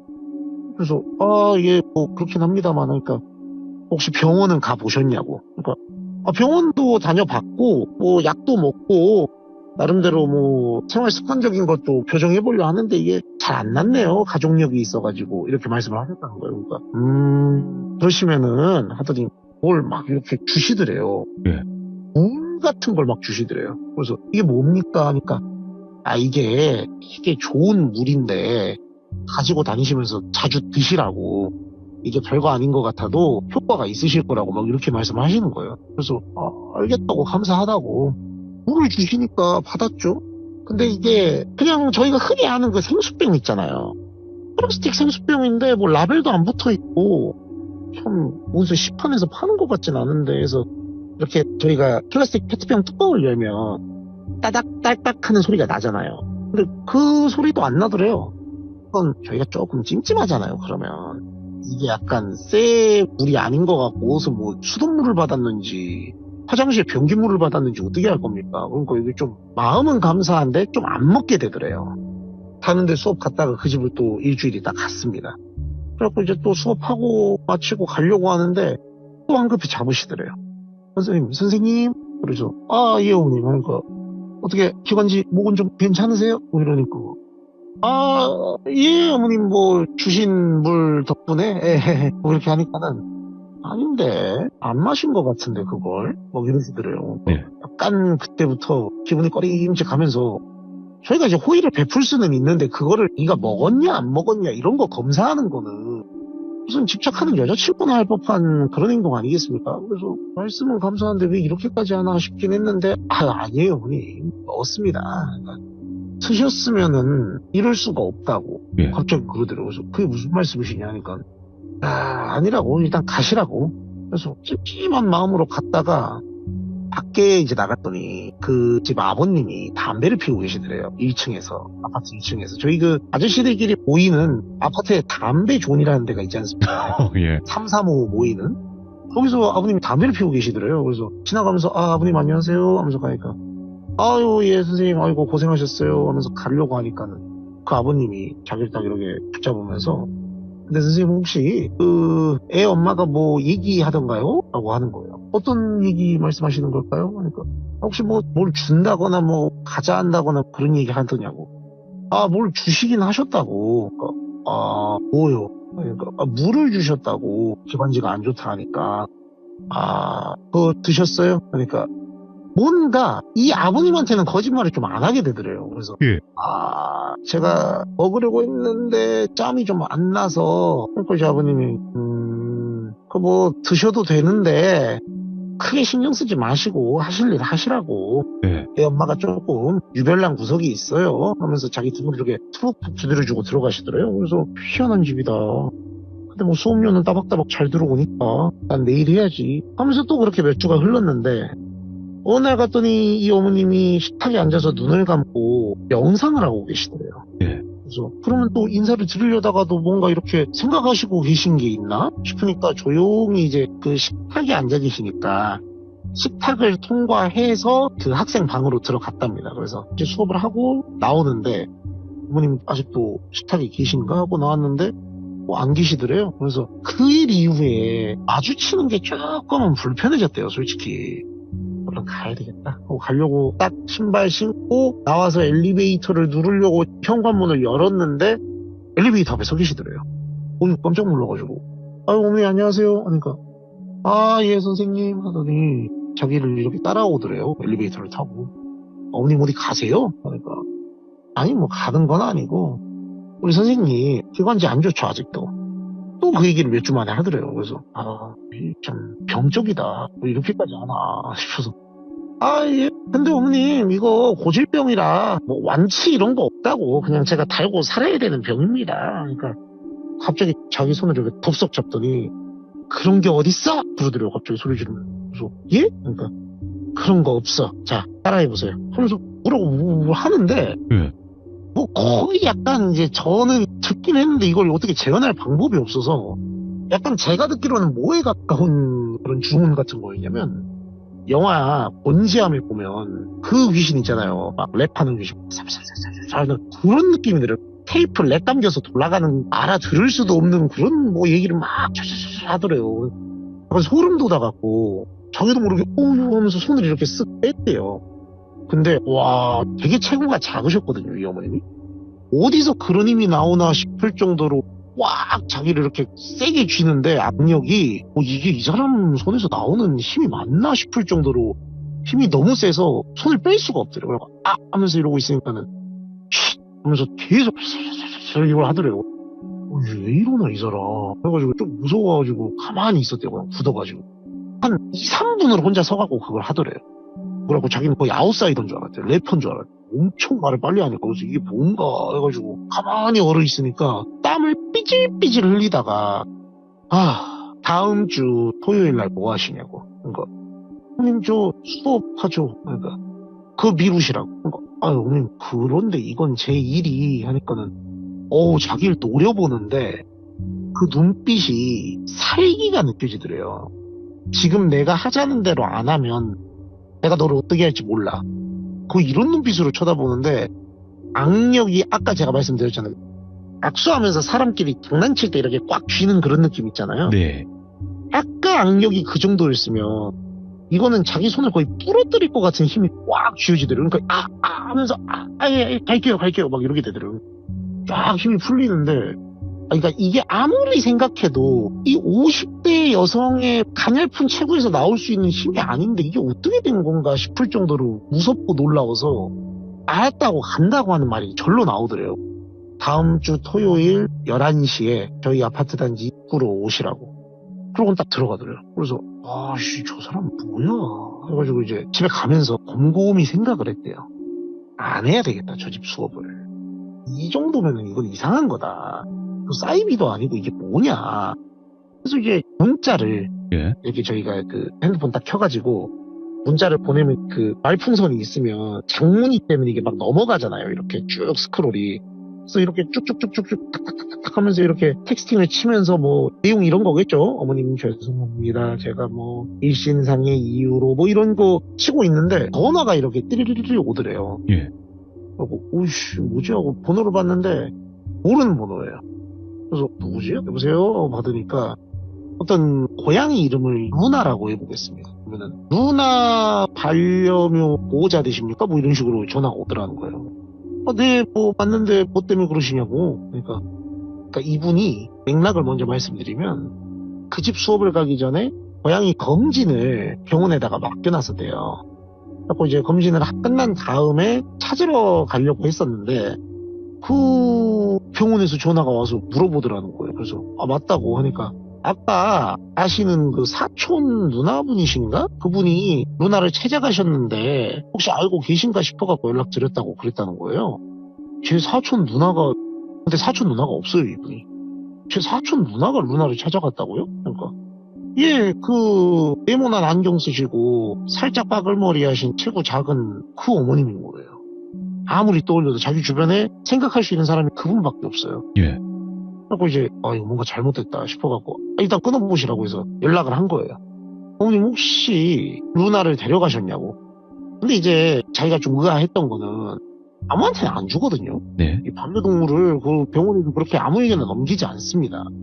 그러니까 이제 이상해가지고 데려가셨냐고 일단 물어봤대요. 그랬더니 아니 뭐 그때 선생님이 고양이 끔찍이에 끼시는 것 같아서 내가 데리고 와가지고 밥도 좀 넉넉하게 주고 집에서 혼자 오래 있으니까 케어해주고 있었다고 이렇게 뻔뻔스럽게 얘기를 하더래요. 이제 이분이 화가 나가지고 이게 지금 유괴 납치나 다름이 없는 거지 애를 가지고 뭐 하는 거냐고. 그러니까 진정하시고 내가 이렇게 안 하면은 선생님이 안 올 거잖아. 그러니까 이제 어이가 없는 거예요. 그래서 어떻게 애를 데리고 갔냐고 하니까 그냥 뭐 선생님 집 주소도 알고 집 주소 얘기하고 신상정보 같은 거 좀 이렇게 해가지고 얘기하면서 이 어머님이 네. 인상이 되게 서글서글하고 그런 사람 있잖아요. 있죠. 누가 봐도 거짓말 안 할 것 같은 네. 사람. 그런 걸로 얘기하면서 스토리텔링을 되게 잘 말씀하신 거예요. 아니 내 사촌 동생이 뭐가 어째가지고 나한테 이렇게 하라고 했는데 걔 아까 이 옷 입고 무슨 바지 입고 왔던 애 내 동생이라고 이런 식으로 이제 다 얘기한 거예요. 자기가 네. 봤던 인상착의들은. 너무 황당하고 어이가 없어가지고 지금 그럼 저 협박하시는 거냐고. 맞죠? 협박? 안 가시면은 선생님이 잘 들어보시라고. 내 말을 안 들으면 우리 선생님이 지병이 악화돼서 요단강을 건널 줄 모르는데, 그럼 봐봐요. 우리 선생님이 요단강을 건너게 되면은 얘는 혼자 남게 되잖아요.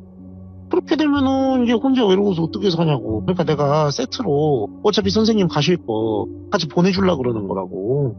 내 말 들으면은 아무 일도 안 생긴다고. 뭐 기적의 논리를 실현하더래요. 그러니까 너는 내 말 안 들으면 어차피 잘못될 거, 내가 너 고양이랑 같이 독담배 태워서 보내주겠다, 뭐 이런 얘기 하더라고요. 그래서 이 사람 미친 사람이구나. 이성적으로 대화가 되는 사람이 아니구나 싶어가지고 진정하시라고 일단 알겠다고. 그러면 어머님 제가 가겠다고. 저 혼자 안 간다 했냐고. 왜 사람 말을 못 믿냐고. 그러니까 아이고 참. 안 갈 사람 눈빛인 거 뻔히 내가 다 보는데 내가 바본 줄 아냐고. 가여가 나 따라오면 아무 일 없으니까 토요일날 봐요 하고 딱 끊어버리더라고요. 이거를 뭐 경찰에 신고를 해야 되나 뭐 생각을 하고 뭐 난리를 치다가 좀 그런 것도 있었대요. 이 집이 액수가 되게 컸잖아요. 수업을 더 이상 할 생각은 없었는데 지금 받아놓은 수업료가 있는데 이거를 지금 안 하게 되면은 자기가 이걸 환불을 해줘야 되는 상황이니까 이미 돈을 다 썼대요 그때. 그래갖고 좀 현실적인 문제도 있고 우리 가자고 하니까 좀 가볍게 생각하신 거예요. 그냥 어디 뭐 내가 교회 같은 데 한번 따라갔다 와주면은 괜찮겠지 이런 생각으로 이제 이단이고 나발이고 가는 척만 하고 일단 고양이는 찾아와야 되니까 그래서 갔답니다. 토요일 오전 11시에 나갔대요. 오라는 대로. 단지 입구에 갔더니 저희 아이들 좀 사립초등학교 같은 거 통학하는 버스 있습니다. 노란 거 큰 네. 거. 그 사이즈 되는 버스가 하나 오더래요. 그래갖고 이제 그 어머님이 그 버스 안에서 자기를 창문 열고 쓱 보더니 타세요 그러더래요. 뭐지 이게 해서 탔더니 안에 사람이 겁나 많더래요. 오. 그래서 이제 어머님이 자기 옆자리 이렇게 하면서 앉으시라고. 그러니까 앉았더니 잘 생각하셨다고. 루나는 우리가 잘 돌보고 있으니까 우리랑 같이 가가지고 얘기하면은 아무 일 없이 선생님도 건강해지고 루나도 선생님 곁으로 가서 함께 건강하고 행복하게 살 수 있다고. 알겠다고 따라갔대요. 따라갔더니 거기가 어디냐면 제가 이걸 구체적으로 밝히진 않을 건데 아마 다 유추가 가능하실 거예요. 문제시됐던 어떤 종교 집단이 있어요. 거기가 나오더래요. 거기가 이미 뭐 언론이나 이런 데 밝혀져가지고 어딘지 대충 다 아는 곳이어가지고 와 여기 거긴가? 도착을 해가지고 내리니까 사람들이 엄청 많더라는 거예요. 그때가 코로나 시국이었다 말씀드렸잖아요. 이 집합금지 뭐 이런 거 다 돼 있을 텐데 사람이 엄청 많이 모여 있더라는 거예요. 그래서 이러면 안 되지 않나 했는데 거기가 교외에 있는 지역이라 단속하는 경찰이 있는 것도 아니고 뭣도 아니고 해서 그냥 자기들끼리 울타리 쳐놓고 그 안에서 큰 규모로 그러고 있으니까 막을 수 있는 사람이 없는 거예요. 가서 이제 얘기하면서 뭐 예배 드리는 식으로 막 뭐라 하는데 그냥 간단히 말씀드려서 이분이 듣기에는 뭔 말 같지도 않은 소리들을 막 빠바바바바 하더래요. 소위 쉽게 말해서 그 목사님이라고 하시는 분이 나오셔서 말씀하시는 게 자기한테 이게 흔히 저희 뭐 레파토리 있지 않습니까?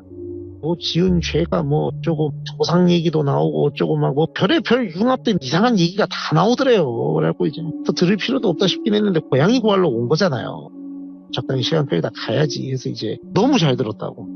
자기가 다음에 또 와서 얘기 듣고 싶고 뭐 이렇게 막 관심 사는 얘기를 진짜 영혼을 끌어모아서 했답니다. 그러니까 이제 어머님이 조금 경계를 풀면서 이제 좀 아시겠네요. 내가 선생님 기관지를 다 체크를 해보니까 이게 딱 보니까 이런 문제가 있는 것 같아서 나랑 앞으로 기도 열심히 다니고 예배 열심히 보면은 선생님 건강해질 수 있다고. 근데 좀 희한했대요. 내가 기관지 안 좋은 걸 어떻게 알았을까. 근데 뭐 이게 영험한 기운이나 뭐 대단한 오력이 있어서 그런 게 아니고요. 나중에 들어보니까 그냥 이분이 이런 걸 많이 하는 거예요. 막 이런 거라든가 그냥 밖에서 들으면 다 아는 거 있잖아요. 예. 그냥 그런 거였대요. 근데 이제 그 당시에는 고양이밖에 생각 안 나니까 알겠다고 다 비위 맞춰주고 돌아와서 이분이 어떻게 했겠어요. 바로 쌩까버렸죠. 안 한다 하고 환불이고 나발이고 내가 돈 빌려서라도 환불해줘야지. 우와 이게 진짜 위험한 사람들이네.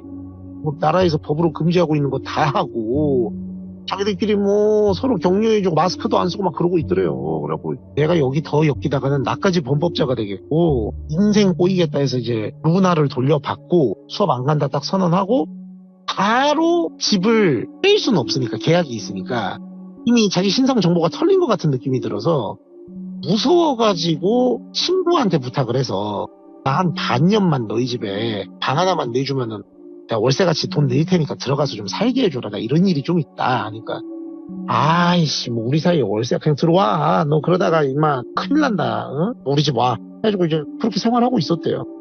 그렇게 한 2달여 지났을까요? 의외로 별 소동 없이 잘 넘어갔대요. 그래서 내가 쓸데없는 걱정을 했구나.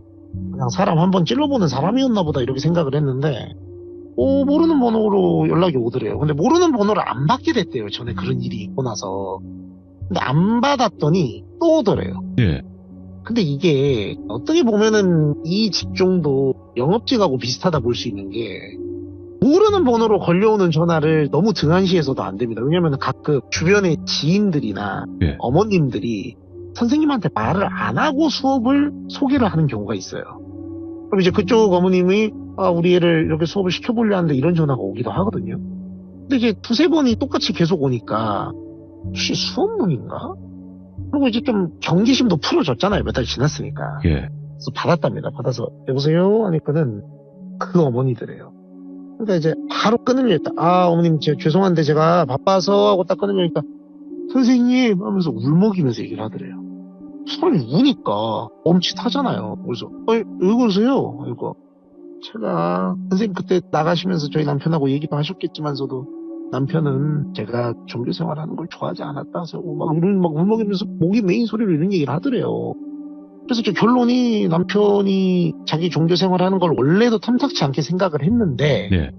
이제 그때 그 코로나 집합 명령 어긴 것 때문에 그 종교 단체가 막 엄청 뭐 난리가 났었어요. 막 전수조사하고 막 불려가서 막 역추적해서 검사해서 어디 공선 나오고 이런 난리가 났었단 말이에요. 이분이 이제 그 동네의 슈퍼 확진자로 지명을 받게 된 거예요. 근데 이제 저희가 이게 초창기만 하더라도 막 동선 다 까고 뭐 어디 사는 누구라고 이거 다 했지 않습니까? 네, 그렇죠. 예. 완전 극초창기는 아닌데 이분도 이제 동네에 소문이 다 나게 된 거예요. 근데 이제 이런 소문은 아시다시피 빠르잖아요. 그냥 저희가 어디 돌아다니다가 전파한 게 아니고 심지어 그런 종교 활동을 하다가 이렇게 됐다더라 하니까 완전 동네에서 이제 살 수가 없는 지경이 돼버린 거예요. 그 집이. 심지어 그 어머님이 애들을 거기 데리고 갔는데 네. 애들까지 다 확진돼 버린 거예요. 그러니까 이 집이 거기 가지 않았던 아버님만 서바이브 생존을 하고 나머지 3명이 다 확진돼가지고 격리시설에 들어가고 이 아버님은 막 이제 동네 주민들을 볼 때마다 도계자 받고 죄송합니다 이렇게 해야 되는 상황이 돼버리니까 예. 저희가 지금이야 코로나 웃어 넘기지만 그때는 아실 거예요. 분위기 되게 심각했잖아요. 어머, 사람 죽어나간다 그러니까. 네, 네. 죽는다 그랬어요. 그러니까는 이 아버님이 난리가 난 거예요. 퇴소해가지고 이제 격리시설에서 나오니까 그대로 표현하자면 이렇게 말씀하셨대요. 야, 이 정신 나간 여자야. 네 그 미친 정신병 같은 종교인지 나발인지 그 말 같지도 않은 그 욕심 때문에 우리 토끼 같은 애들 다 죽이고 동네에서 얼굴도 못 들게 살고 이게 뭐냐고 이게 애들 죽을 뻔한 거 알아 너? 야 이러면서 막 난리가 났다는 거예요. 예. 그리고 이제 그 말씀을 쭉 풀어서 이 어머님이 울먹이면서 자기 다 끝났다고 이혼하게 될 것 같고 삶의 희망이 없어졌다. 양육권도 남편이 가져갈 것 같다. 하시다시피 저는 경제권이 없어요. 그래서 막 이렇게 넋두리를 쭉 하는데 이게 또 사람 마음이요. 이걸 쭉 듣는데 또 한편으로 짠해 오더랍니다 이게. 그러면서 왜 궁극적으로 짜냈냐면 그래서 자기가 생각해보니 모든 게 제 과욕이었고 내 손으로 4배로 낳은 내 자식들 죽일 뻔했고 좋은 마음으로 우리 집에 와줬던 선생님까지 자기가 잘못되게 만들 뻔한 것 같아서 죄송스러운 마음에 연락드렸어요 이러시더라는 거예요. 그러니까 들어보니까 또 마음 한켠이 짠하고 아래 오잖아요. 이게 참 막막하시겠다고 하면서 어떻게 생활을 하시려고 그러십니까? 그러니까 식당 서빙 알바 같은 거 하면서 생계를 한번 유지를 해봐야죠. 그러니까 몸도 손피 않으신데 그러니까 그래서 말인데 제가 그 아이가 선생님 마지막으로 한번 보고 싶어 하기도 하고 네. 저도 선생님한테 죄송해서 차라도 한 잔 대접하고 싶은데 혹시 이번 주 안에 시간 되실 때 집에 잠깐 와주실 수 있냐? 30분이면 된다. 너무 죄송해서 그런다. 그러시더라고요. 그러니까 동네도 멀지 않고 가까운 동네고 해서 자기가 지금 친구 집에 와 있긴 했지만 뭔가 이러다가 이 사람이 삶을 포기할 것 같은 느낌이 들더래요. 예. 그래서 알겠다고 그거 뭐 어렵겠냐고 해서 이제 갔는데 어머님이 계시더래요. 그래서 어머님 안녕하세요 하니까는 아이고 선생님 오셨어요. 그러니까 아이고 고생이 많으십니다. 어떻게 몸은 좀 괜찮으세요? 하니까 아유 걱정해 주신 덕에 괜찮습니다. 근데 이렇게 믹스커피를 저어가지고 주시면서 입맛에 맞으실지 모르겠다고. 그러니까 아유 저는 뭐 주시는 대로 먹습니다. 어머님이 안타까워서 왔다고 하면서 이렇게 두리번거렸대요. 애는 어디 갔나요? 애랑 인사도 하려고 왔는데 하니까 아 지금 앞에 학원 수업이 하나 있는데 거기도 이제 곧 마무리될 것 같지만 수업료 낸 게 남아있어서 곧 올 거예요 그러더래요. 그래서 아, 알겠다고 해서 이제 커피를 푸르푸르 마시는데 좀 뜨겁더래요. 그래서 아유 어머님 좀 뜨겁네요. 그러니까 거기 멜론이 있었대요 집에. 아 그러시죠. 잠깐 좀 계세요. 제가 멜론을 좀 드리려니까 같이 드시면서 얘기하자고 해서 멜론을 이렇게 칼로 싹둑 잘라서 이제 저희 그 수박 사각형 튜브 모양으로 써는 거 있잖아요. 그런 썰기를 멜론을 하시고 계셨대요. 싹둑 이렇게 그 토마 소리가 들리니까 아유 어머님 감사합니다 하는데 이제 어머님 그러더래요. 근데 선생님 아 예 어머님 기관지는 좀 어떠세요? 그래서 너무 그 질문이 싫더래요. 그냥 아 어머니 기관지는 그러니까 어떠시냐고 갑자기 말투가 확 바뀌더래요. 그러니까 예? 기관지가 근데 그 싹둑 하고 있던 칼 있잖아요. 그 날카로운 거를 탁 이렇게 저희가 원래 이 칼로 과일을 썰 때는 검지와 엄지 위로 칼날이 향하게 해가지고 이렇게 도마로 싹둑 자르잖아요. 예. 그거를 갑자기 어떠시냐고 하면서 자기 이렇게 쳐다보는데 눈빛이 그 자기 손목 확 잡아챌 때 눈빛 있잖아요. 그 눈빛으로 바뀌어 있더니 갑자기 날이 엄지 위를 향하는 게 아니고 저희가 이렇게 그걸로 사람을 찍으려고 할 때 새끼손가락 쪽으로 날이 향하도록 이렇게 해가지고 찍으려고 하는 자세 있잖아요. 그걸 하면서 자기 쪽으로 이렇게 탕탕 뛰어오면서 하면서 이렇게 뛰어오더래요. 오이씨 하면서 이렇게 식탁에 앉아있다가 식탁 의자에서 팍 하고 이렇게 뒤로 자빠져가지고 피했대요 어떻게. 근데 그 날이 이렇게 콕 하고 벽에 박혀가지고 예. 벽이 그런 벽이었대요. 그 콘크리트 벽 말고 예. 저희 그 약간 아파트들 중에 벽벽이 전부 다 그렇게 돼 있는 게 아니고 그 약간 돌판지 같은 걸로 돼 있는 거 있잖아요. 아, 통통 소리 나는 거. 가벼. 그 벽이어가지고 칼날이 거기 박힌 거예요.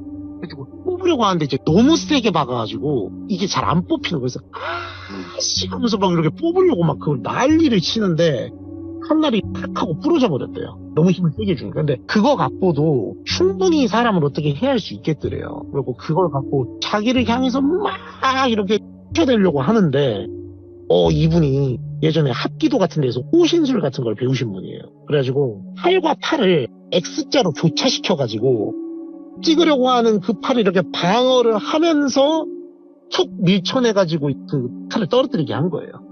그런 다음에 이제 이분을 그때는 남자고 여자고 없대요. 그냥 벽으로 밀친 다음에 팰 수는 없는데 움직일 수 없도록 강하게 압박을 해가지고 벽에 이렇게 밀착을 시켰대요. 자기도 모르게 너무 분노가 끓어오르고 배신감에 타올라서 이분이 너 나한테 왜 그래? 하면서 막 목을 이렇게 꽉 쥐었대요. 근데 거기서 이분이 이 사람 이상하다 하고 도망가야 되겠다라고 생각을 했던 게 목을 푸는 사람이 숨이 막히잖아요. 그럼 이제 보통 킥킥킥 하거나 하다가 놔달라고 뭐 이렇게 탭을 한다던가 뭐 이럴 텐데 네. 와 이분은 아까 그것도 떨어뜨렸고 목이 밀리고 있는 상태인데 하면서 막 자기를 보면서 너는 응? 너는 죽어 너는 막 이런 식으로 계속 얘기하는 웃으면서 그러니까 와 이게 완력으로는 자기가 제압을 하고 있는데 이 사람이 나를 오히려 압도하고 있다는 생각이 드니까 안 되겠다 싶어갖고 그 목을 풀고 후닥닥닥닥 뛰쳐나가고 그 집을 도망쳐 나왔다는 거예요. 예. 그래가지고 엘리베이터를 탁탁탁탁탁탁 누르는데 그 체구도 작고 자기보다 힘도 없는 사람이 그렇게 무섭더래요. 근데 이런 문제가 아니고 이성과 비이성의 문제니까 네. 탁탁탁탁 하는데 안 와 엘리베이터가. 그러니까 이제 무서워가지고 막 뛰쳐내려갔다는 거예요. 하면서 어떻게 해야 되나 막 집까지 뛰어서 도망갔다는 거예요. 자기 지금 비어있는 집. 거긴 가까웠거든요. 그래가지고 하면서 막 덜덜덜 떨고 있는데 문자가 하나 오더래요. 문자가 하나 와서 이게 뭔가 하고 보니까 잘 있어라 이렇게 4글자가 왔대요. 이게 뭐지 하고 보니까는 그 어머님 번호로 온 거예요. 그리고 이제 이게 뭐지 해서 걸어보니까 또 안 받아요. 그래서 이제 이상한 애에서 그 아버님하고 애한테 걸어보니까 그 어머님이 이제 극단적인 선택을 하려고 시도를 했다는 거예요. 다행히 네. 아버님이 집에 뭘 가지러 들어올 일이 있어갖고 발견해서 일단은 살리셨다고는 하는데, 얘기를 들어보니까 이분이 이제 이 선생님을 불러서 그렇게 했던 게 너 때문이라는 거예요. 네가 얌전히 내 말 듣고 별 짓거리만 안 했으면은 내가 이렇게 가정에서 버림받을 일 없었어. 뭐 이런 말도 안 되는 논리를 생각을 했다는 거예요, 혼자서. 예. 아니, 그게 아니잖아요. 지금 이거는 자기가 이상한 무리한 종교 활동을 해가지고 일이 이렇게 된 건데, 그냥 피해 망상 같은 거에 사로잡히다 보니까, 그러니까 아까 그 말 했잖아요. 어차피 너도 그렇게 될 거고, 그럼 내가 고양이도 네 곁으로 보내줄게, 이런 말 했었다 했잖아요. 이분이 나중에 이제 그 아버님이 연락 와가지고 수첩 같은 거를 자기 와이프가 쓰는 게 있어가지고, 이 사람이 대체 무슨 생각을 하고 이러는 건가 싶어서 그걸 봤더니, 그 수첩에 이분을 남자 선생님을 먼저 제끼고, 예. 그 다음에 그 루나라는 고양이가 친구 집에는 데리고 들어갈 수가 없어서 임보를 맡겨놓은 거예요. 근데 그 임보를 맡긴 집이 어디였냐면 이 어머님이 수업 소개를 해준 다른 집이었는데, 거기를 어떻게 수소문을 해가지고 루나가 그 집에 있다는 걸 안 거예요. 그래서 이제 그 수첩에 적혀있기로 둘 다 좋은 곳으로 내가 꼭 보내줄 거다, 이런 얘기를 써놓은 걸로 봤을 때는 이 남자분을 먼저 그렇게 하고 이 고양이를 어떻게 같이 한 다음에, 그것도 다 뻥이었대요. 애들이 무슨 뭐 선생님을 보고 싶어, 애들은 이미 진작에 아버지 쪽에서 관리하고 보호를 하고 있었고, 그냥 이 사람을, 이 선생님을 꼬여내가지고 내가 너를 한번 어떻게 해버리겠다는 일념으로 불러가지고 그렇게 하려고 했던 거라 하더라고요. 그래서 이분은 그 뒤로는 이제 이혼이 되셨고, 아이들에 대한 양육권이나 이런 건 당연히 박탈당했고, 정신과 진료를 몇 번 받았다고 합니다. 근데 네. 들어보니까 정신과고 뭐고 나발이고 간에 나중에는 병동에 수감까지도 됐는데도 네. 거기서도 계속 그 랩을 하시더래요. 싸바싸바싸바 하는 걸 하시면서 한 번씩 그 아버님이 뭐 부부의 단정인지 살아있는지 어쩐지 체크하러 가면 이 아버님 얼굴을 보고서는 그 선생님 이름을 막 외치더래요. 막 외치면서 너는 죽어, 루나 죽어, 너는 죽어, 계속 그 얘기를 하더래요. 이분이 너무 꺼림칙하고 양밥당한 것도 아닌데 너무 무섭고 해가지고 이제 그거를 어떻게 해결을 해야 되나 싶어가지고 진짜 깊은 고민을 하다가 마지막에 병동에 찾아갔답니다. 한 1, 2년 지난 다음에. 그래가지고 가서는 살려주시라고. 내가 그런 얘기를 들을 때마다 미칠 것 같다고. 신경 안 쓰고 싶어도 사람 원한이 깊으면 무슨 일이 일어날지 모른다는데 내가 어머님한테 잘못한 게 뭐가 있냐고. 나 진짜 한 번만 살려주시라고. 나 진짜 다 잊어버릴 테니까 그러지 마시라고 막 얘기를 하는데 웃으면서 마지막에 그러더래요. 그 물을 마셨으면 내가 안 이랬다고 그러더래요. 그래서 그 물이 대체 뭔데요? 그러니까 그 물은 아무것도 아니래요.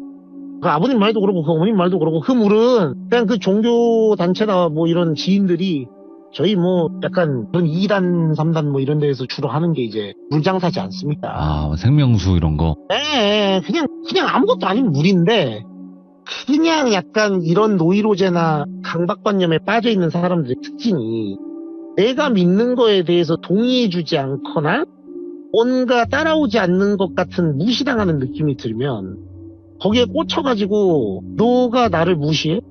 약간 이런 걸로 시작되는 그런 거였다고 하더라고요. 그러니까 네가 그 물만 마셨으면 내가 안 이랬다고.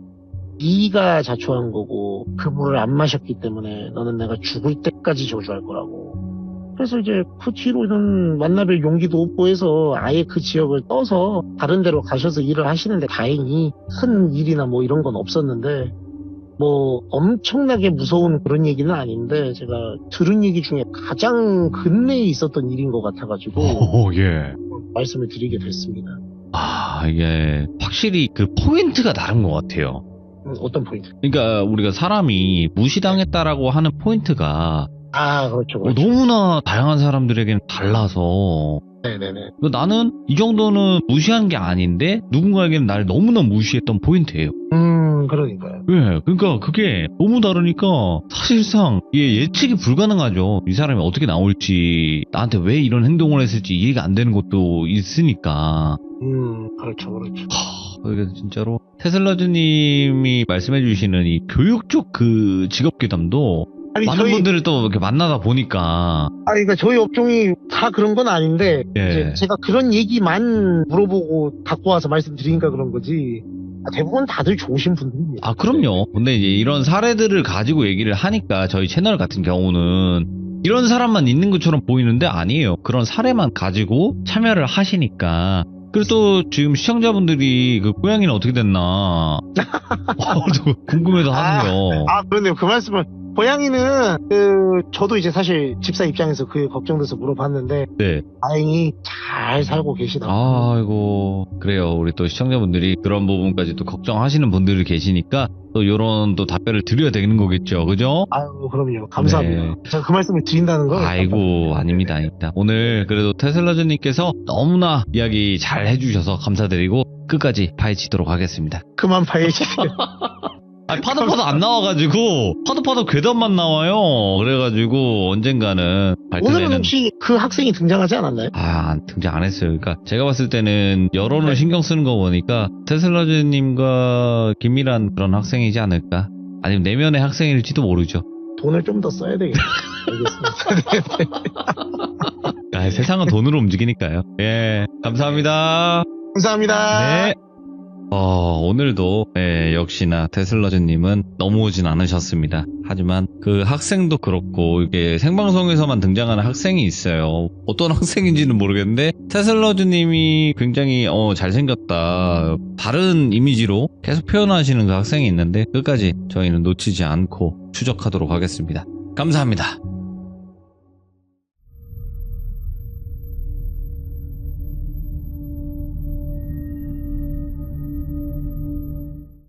자, 여러분들 안녕하십니까. 이세계 여행자님께서 시들무에 찾아와 주셨습니다. 여행자님, 항상 레전드 이야기를 들려주시는 분인데 오늘 어떤 이야기로 찾아와 주셨을지 만나볼게요. 여보세요. 여행자님. 예, 안녕하세요. 안녕하세요. 예, 안녕하세요. 반갑습니다. 아이고, 오늘 또 이렇게 금방 뵀던 것 같은데 또 뵙네요. 그러니까 이렇게 갑자기 이렇게 돼서. 자, 행자님. 일단은 똘순이님의 이야기도 있었고 현실공포 이야기들도 굉장히 많이 들려주셨었는데 오늘 해주실 이야기는 어떤 이야기가 될까요? 사실 오늘은 이제 고민을 하긴 했는데 그래도 그냥 원래 하려던 순서대로 하자 생각을 해서 오늘은 짧을 수도 있어요. 저는 이게 좀 짧았는데도 무서웠어가지고. 오호, 예. 똘순이를 본 적 없던 그 기자인 친구가 나 걔 본 것 같은데 라고 말했던 그 이야기입니다. 알겠습니다. 자, 그러면 바로 출발을 해보도록 하겠습니다. 렛츠가! 길이십니다. 이세계 여행자요!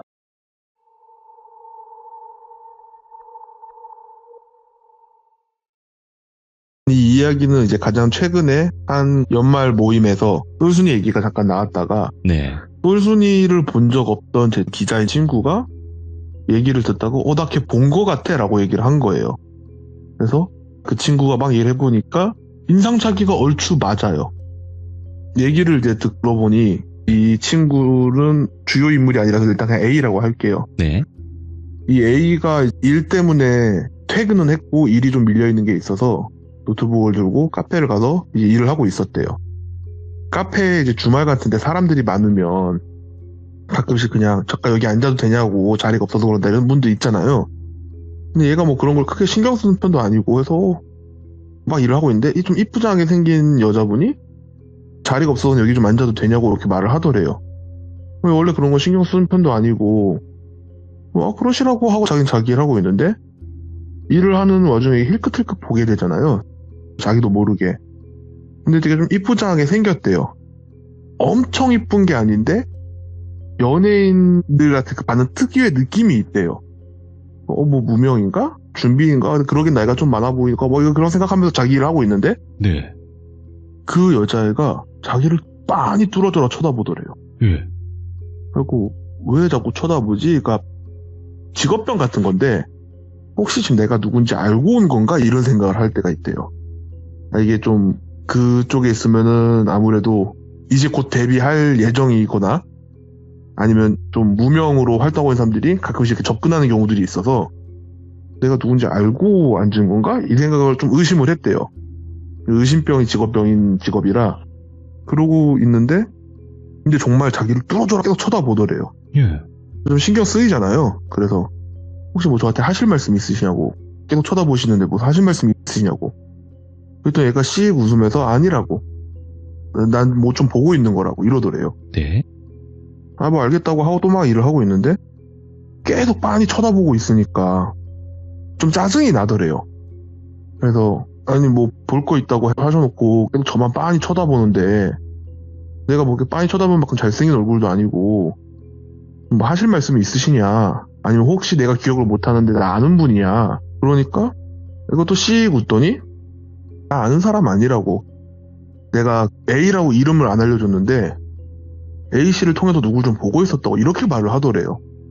그러니까 얘가 여기서 확 온 거예요. 너 뭔데 내 이름 알아? 이렇게 된 거예요. 그러니까 너 뭐 이제 곧 데뷔하니? 뭐 이런 식으로 얘기를 했대요. 예. 그러니까 그런 거 아니라고 내가 잘 봤다고 그러더니 짜증이 나잖아요.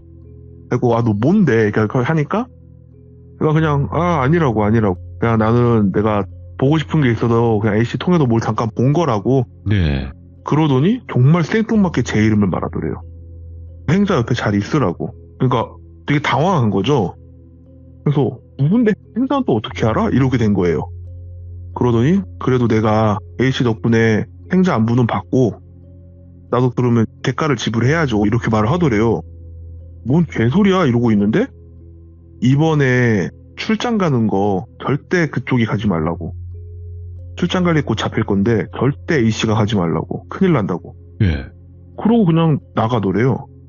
그 인상착의랑 말투를 저희한테 말했을 때 뭔가 좀 이상한 애가 신경을 했는데 저희한테 듣는 얘기들이 종종 있었으니까 얼핏 보면 무당처럼 말한 것 같기도 하고 해서 혹시나 해서 말을 한 건데 옷 입는 스타일이나 인상착의가 완전 그냥 똘순이인 거예요. 오. 말투도 거의 똘순이 말투였고 인상착의나 그리고 또 얼굴에 특징이 하나 있어요. 똘순이가. 그 네. 특징마저 그냥 똘순이인 거예요. 그래서 걔가 똘순이 같은데 너를 통해서 나를 본다고? 뭔 소리야? 그러니까 남들이 그러면은 뭔 소리야? 이러고 말 텐데 왠지 걔가 그랬다니까 그랬나 보다가 되는 거죠. 저희는.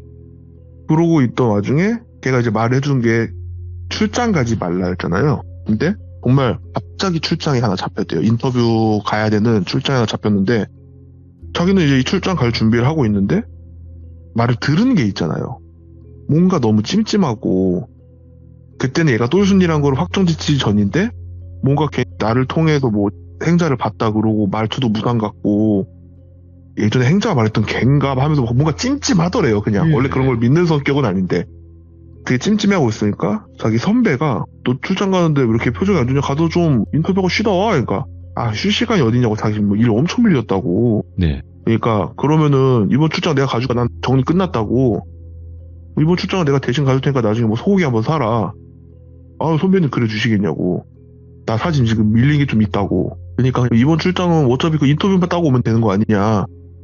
인터뷰까지 내가 해줄게. 그리고 뭐 기사 네가 쓴 일 맞는지 해라 하고 선배가 이제 갔대. 이 선배를 이제 갑돌이라고 할게요. 그리고 인터뷰의 대상을 똘비라고 할게요. 갑돌이가 인터뷰를 하러 좀 멀리 갔어요. 네. 지역은 말을 안 할게요. 우리나라일 수도 있고 외국일 수도 있어요.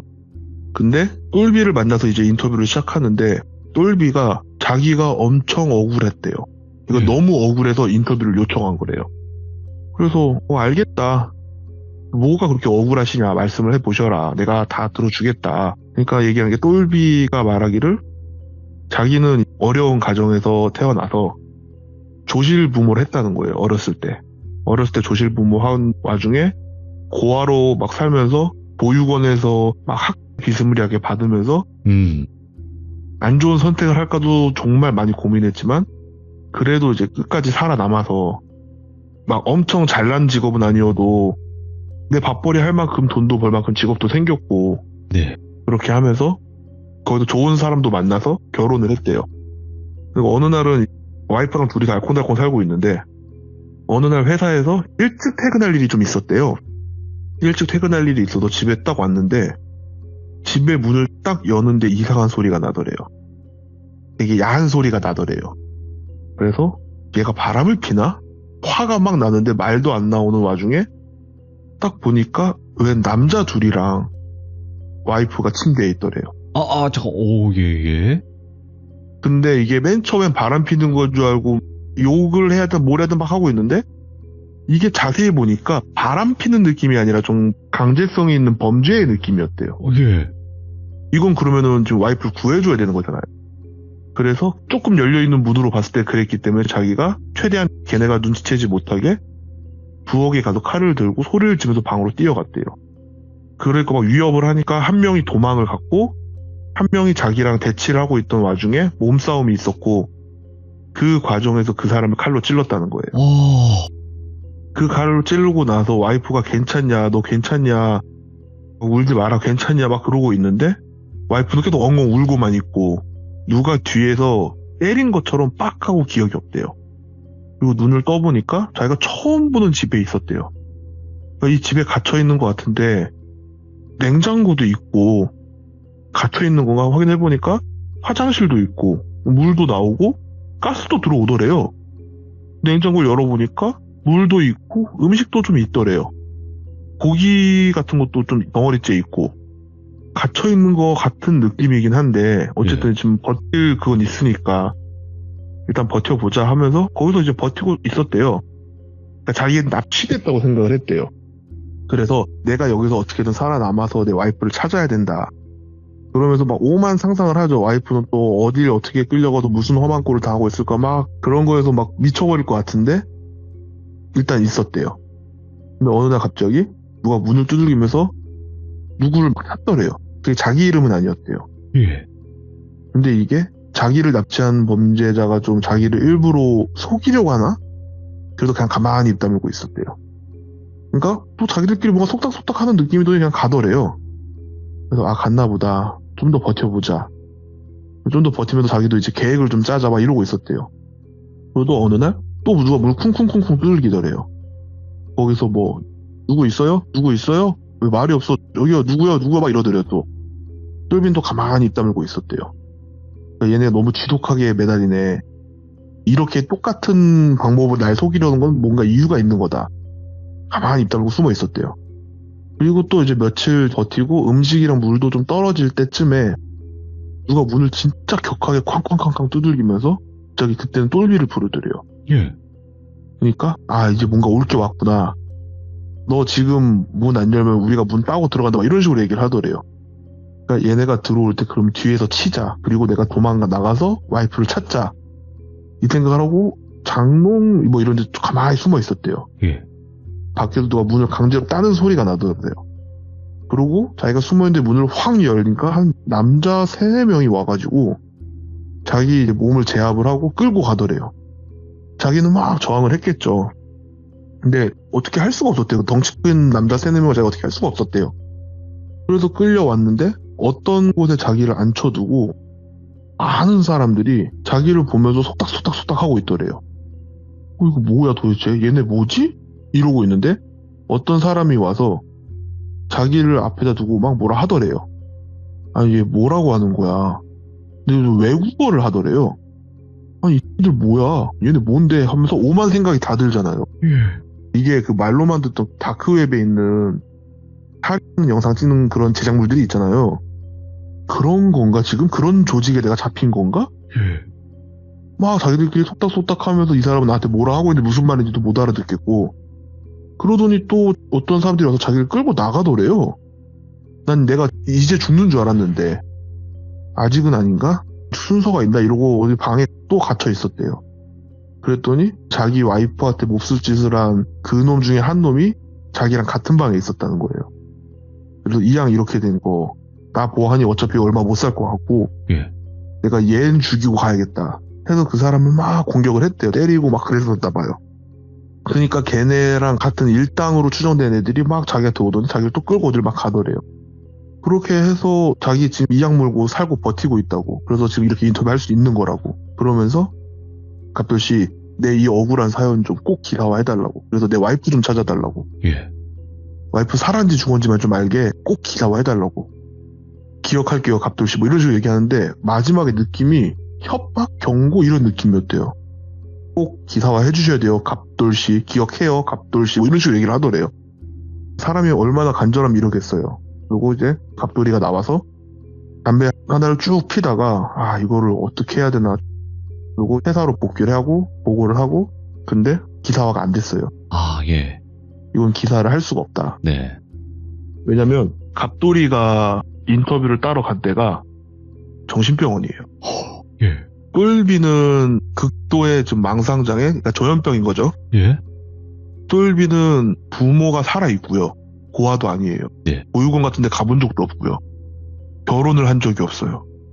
그러니까 이 사람이 찾고 있는 와이프는 존재하지 않아요, 원래. 이 사람이 살고 있는 옆집인가 윗집에 신혼부부가 살았나 봐요. 얘가 그날 찾아가서 자기 와이프한테 몹쓸 짓을 하고 있던 사람은 사실 그 둘은 부부고 얘는 그냥 신혼부부 집에 찾아가서 남편을 죽였고 와이프가 울면서 막 살려달라고 했던 거는 정말 말 그대로 와이프가 아닌 사람이 자기한테 살려달라 한 거고 오. 누가 와서 자기를 때렸다고 기절시켜갖고 끌고 왔다 인지했지만 사실은 그 사람은 그 와이프도 죽였고 도망을 갔는데 자기 집으로 간 게 아니라 그냥 어떤 집에 랜덤한 집에 들어가서 그 일가족을 죽이고 숨어 있던 거예요. 와. 그래서 잡혀와서 재판을 받는데 되게 형이 세게 나왔었대요. 예. 근데 뭐 사형 무기력까지는 안 나왔는데 얘가 계속 그 증상이 보이니까 그래서 일단은 맨 처음에 구치소 이런 데 들어가 있을 때 옆에 사람을 갑자기 울부짖으면서 내 와이프한테 몹쓸 짓 했다면서 했던 사람을 그냥 갑자기 폭행한 거예요. 예. 살날 목격이 보일 정도의 폭행을 하니까 다시 한번 재판에 들어가고 해서 결과적으로 되게 극도의 조현병 그걸 받고 정신병원에 간 거예요. 이걸 어떻게 기사를 하겠어요? 정신병자의 이 말을 기사를 할 수는 없잖아요. 또 이거를 또 함부로 조현병 환자가 생각하는 세상은 이렇다라는 걸 쓰기도 뭐한 게 이제 우리나라도 온갖 단체들이 많거든요. 사실 온갖 네네. 단체와 온갖 협회들인데 이 사람들이 그럼 와서 이제 난리를 치는 거죠. 언론사 앞에서 또 조현병 환자에 대한 뭐 안 좋은 인식을 심는 기사다. 뭐 형, 그럴 수 있어요. 뭐 이런 뭐 그런 식으로 하니까 기사화가 안 됐대요. 예. 그러고 나서 A랑 갑돌이는 같이 담배 피면서 그런 얘기를 듣고 있으니까 아 선배 진짜 고생하셨다고 아 갔다 너무 찜찜하다고 그러면서 A가 생각을 했대요. 아니 근데 이 정도는 왜 가지 말라 했지? 그냥 찜찜하지 말라고 한 말인가? 근데 걔가 뭐가 찜찜한 걸 잘 찾긴 하나 본데 촉이 좋네 뭐 이런 정도였대요. 그러고 나서 갑돌이가 한 일주일 정도 휴가를 쓰더니 뭐 얼마가 되게 표정이 안 좋고 막 그러다가 휴가를 갔다 와서 특파원이라고 하죠. 주재원 같은 거 그 신청을 하더래요. 외국으로. 그게 안 된 거예요. 반려된 거예요. 그러니까 사표를 쓰더래요. 사표 쓰니까 아니 선배님 왜 사표를 쓰냐고. 아 그냥 좀 쉬고 싶어서 외국 나가서 좀 바람 쐬고 오면 괜찮을까 싶었는데 안 됐으니까 나 그냥 사표 쓰고 외국 나갈 거라고. 뭐 그런 게 어딨냐고 하고 저녁에 그럼 술이나 한잔 하자고. 뭐 이별준 해야죠. 그러니까 그래 뭐 딴 사람은 됐고 그냥 너랑은 뭐 간단하게 하자 이렇게 됐대요. 그래서 A하고 갑돌이하고 소주를 먹었는데 선배 그 진짜 이유 뭐냐고 말해보라고. 예. 갑자기 왜 그러냐고. 갔다 오고 한참 지난 거예요. 시간이 몇 년 예. 지난 거예요. 예. 갑돌이가 그거 갔다 와서 회사 앞쪽에서 회사 앞에서 똘비를 봤대요. 똘비가 있으면 안 되거든요. 나 잘못 봤나? 하고 있는데 그 사람이 갑자기 와서 갑돌 기자님 맞죠? 이러더래요. 혹시 저희 어디서 본 적 있나니까 그 사람은 정신병원도 정신병원이라고 안 하더래요. 예. 저 그때 거기서 보지 않았냐고 인터뷰하지 않았냐고 나 그때 기사화 해달라고 꼭 부탁하지 않았냐고. 그러니까 그때 생각이 몇 년간 이제 잊고 살다가 와. 갑자기 막 오만 생각이 들더래요. 그러더니 왜 기사 안 써주셨냐고. 그러니까 그분이 너무 당황해서 아 이게 내가 쓴다고 다 나가는 게 아니다. 쓰고 이제 컨펌도 받아야 되고 막 그러니까 결국엔 편집장이 이걸 오케이를 해줘야 된다. 똘비가 편집장 누구요? 내가 그분한테 그럼 부탁해볼게. 이름을 알려주세요. 이러더래요. 갑자기 왠지 얘가 무슨 짓을 할지 모르니까 뭐 예를 들어서 김편집 편집장님 이렇게 얘기를 했대요. 아무 이름이나 그냥 둘러댔대요. 예. 그러니까 뭔가 세상에 실존할 만한 좀 흔한 이름으로 대충 둘러댔대요. 네. 그러니까 똘비가 땡땡일보 편집장님 이름은 그게 아니지 않아요? 이렇게 말을 하더래요. 너무 당황했는데 예. 최대한 티 안 내고 편집장이 한두 명 있는 게 아니라고 부서마다 다 있다고. 지금 말씀하신 그 편집장님은 다른 부서라고, 우리 부서 아니라고. 그러니까 갑돌림 그 부서잖아요 이렇게 말하니까 아니요, 나 원래 그 부서인데 지금 부서 이동돼 있는 상태라고. 회사가 부서 계속 이동되는 거라고. 그분한테 그럼 부탁을 하면 되겠네요 이렇게 말을 하더래요. 그러면은 그거 청탁돼서 안 된다고, 내가 다시 한번 말해보겠다고. 그러니까 똘비가 알겠어요, 이번에는 꼭 내주셔야 돼요, 알겠죠 갑돌림, 이렇게 하더래요. 그리고 이제 빠이빠이를 했대요. 근데 이 사람이 가면서 생각을 해보니까 얘는 지금 어떻게 나와 있나, 그리고 휴가를 쓰고 알아봤다는 거예요. 휴가를 쓰고 하니까 얘가 이제 치료에 되게 적극적인 것도 있고 법적으로 치료의 목적을 둔 거예요. 이 사람은 처벌이 더 이상 아니에요. 이 사람은 제정신이 아닌 사람이 나쁜 짓을 한 거예요. 그게 인정이 돼서 정신병을 가는데 거기서도 되게 치료에 적극적이고 치료의 가능성이 매우 높아지고 호전돼 보인다로 판결이 된 거예요. 그래서 원래보다 되게 일찍 나왔다는 거예요. 그러니까 일단 나온 건 오케이, 확인을 했어. 예. 그럼 지금 이 사람을 보니까 내가 있던 부서도 알고 회사도 알고, 회사는 당연히 알죠, 명함을 주니까. 근데 부서도 알고 우리 부서 편집장 이름은 또 어떻게 알았지? 그리고 내가 그 시간에 거기 가는 걸 또 왠지 그 사람이 나를 기다렸다 찾아온 느낌이었대요. 그러니까 우연히 만난 게 아니라. 얘는 지금 내 동선도 알고 있다는 건데 예. 이거 어떻게 알았지? 그리고 오만 생각이 다 들다가 일단 외국으로 나가지, 무슨 짓을 할지 모른다. 그래서 회사에서 그 주재원 신청을 했던 거고, 네. 특파원 그거 다 신청했는데 반려됐다 했잖아요. 근데 이 사람은 자기가 가족이 있는데 얘가 가족한테 해코지라면 안 되는 일이잖아요. 자기한테도 하면 안 되죠. 내 가족한테 해코지라면 안 되니까 일단 그러면은 외국으로 나가자. 그래서 사표를 쓰고 퇴직금에 이것저것 하고 그 휴가 일주일 동안 집 부동산에 내놓고, 그러니까 전세로 바로 시장에 내놓고 이것저것 다 최대한 빨리 급하게 할 수 있는 것들만 빨리 딱딱딱 정리해놓고 외국 나갈 준비를 해놓은 거예요. 원래 준비가 더 철저하게 돼야 되는데 일단 마음이 급하니까 나머지는 나가서 처리하자로 생각을 한 거예요. 예. 그렇게 해서 그분은 외국을 나갔어요. 네. 맨 처음엔 그래도 연락이 좀 되다가 어느샌가부터 자연스럽게 연락을 안 하게 됐대요. 안 됐대요, 그냥 자연스럽게. 예. A가 그 얘기를 하다가 지금 생각해보니까 이 양반이 외국에 나가 있고 하면은 한국에 다시 들어와야 되는 그 비자 기간이라는 게 있으니까 네. 한국에 분명히 들어오긴 들어왔을 건데 왜 연락이 없었지? 하고 그 다음부터는 자기도 이 사람 한번 알아봐야겠다, 지금 어떻게 됐나 라고만 얘기한테서 끝났었죠. 예. 걱정이 됐대요. 이 조현병 환자가 잠깐 한국에 들어와서 나쁜 짓을 한 건가, 예. 아니면은 그냥 아예 그대로 그냥 잠수를 타버린 건가, 그건 좀 걱정이 돼서 제가 알아본다고 했었고, 제가 들은 얘기는 이거였죠. 그래서 그 A가 생각한 게, 내가 그날 원래 계획대로 내가 출장 갔으면 쟤한테 타겟이 내가 됐겠구나, 그 생각은 들었다 하더라고요. 찾아와서 이렇게 했다는 것 자체가 너무 무섭네요. 저도 이걸 듣고 되게 좀 무서웠던 게, 우리가 흔히들 막 조현병 환자들이 일으키는 범죄들이 되게 좀 끔찍하고 이런 경우가 많잖아요. 근데 그 사람들이 되게 억울한 경우들이 많거든요. 전 이해가 안 됐었어요, 사실. 예. 근데 이 얘기를 들어보니까 똘비는 자기의 세상에 있는 거잖아요, 망상으로. 예. 바라보는 시점이 완전히 그냥 다른 거예요. 네. 그러니까 사실 자기는 사랑하는 와이프를 지키기 위해서 범죄자와 싸우다 실수로 칼로 찔렀고 그 사람으로부터 공격을 받아서 납치 감금돼 있다가 이상한 영상의 피해자가 될 뻔했다가 겨우겨우 방에 숨어서 이약 물고 지금 살아남고 있는데, 생존자인데. 사실 현실은 완전히 다른 거예요. 조현병 환자들이 일으키는 범죄에 대해서 제가 미화하는 게 아니라 이해할 수 없는 범주의 세상을 살고 있는 거예요. 그래도 그걸 들으면서 너무 소름이 돋았었죠. 저는 이렇게 생각을 해요. 조현병이 나쁘고 막 그게 범죄를 일으킨다 이런 개념이 절대 아니라고 생각을 하고, 그건 아니죠. 조현병이 있는 상태에서 범죄를 저질렀으면 그냥 범죄자예요. 맞아요. 예. 그냥 범죄를 저지른 사람과 안 저지른 사람이 나뉘는 것 뿐이지, 어떤 병이 있어서 그걸로 인해서 범죄를 저질렀다고 하더라도 저는 그게 정당화가 될 수 없다고 생각을 하고, 예. 그렇죠. 무조건 저는 저도 그렇게 생각을 합니다. 저도 그게 정당화된다는 게 아니라 네. 가끔씩, 그러니까 조현병 환자들을 무조건 뭐 나쁜 놈으로 볼 필요는 없지만 그럼요. 예. 나는 이 사람한테 친절하게 행동했고 별 아무 문제 없는 트러블이 없는 관계였다고 생각을 해도 사실 이 조현병이 좀 심각해진 단계의 사람이라면 네.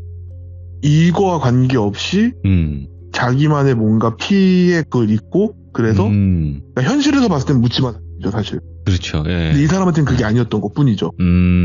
일반적인 사람들이 납득을 할 수가 없는 거예요. 거짓말로 하는 건지 아닌지 알 수가 없으니까. 그렇죠. 조현병 환자들을 안 좋게 볼 필요는 없지만 조심은 하는 게 좋을 것 같다. 왜냐면 내 딴에는 몸이 불편해 보이시네, 좀 정신적으로 힘들어 보이시네 하고 도와줬다고 생각했는데 얘는 갑자기 이거를 자기를 죽이기 위한 밑밥이라고 생각해서 내가 죽기 싫으니까 먼저 죽여야겠다 이렇게 나와버리면 넌 그냥 갑자기 죽는 건데. 아, 그런 경우가 있으니까 조심을 해야 되는 건 맞고. 조심을 해야 되고 네. 또 그분 가족분들 중에 또 그런 성향이 보이거나 그러면 예전 같지 않잖아요. 정신병에 대한 이미지가 예전 같이 막 나쁘고 그러지가 않으니까 차라리 초장에 빨리 가서 치료를 받고 하는 게 맞죠. 예.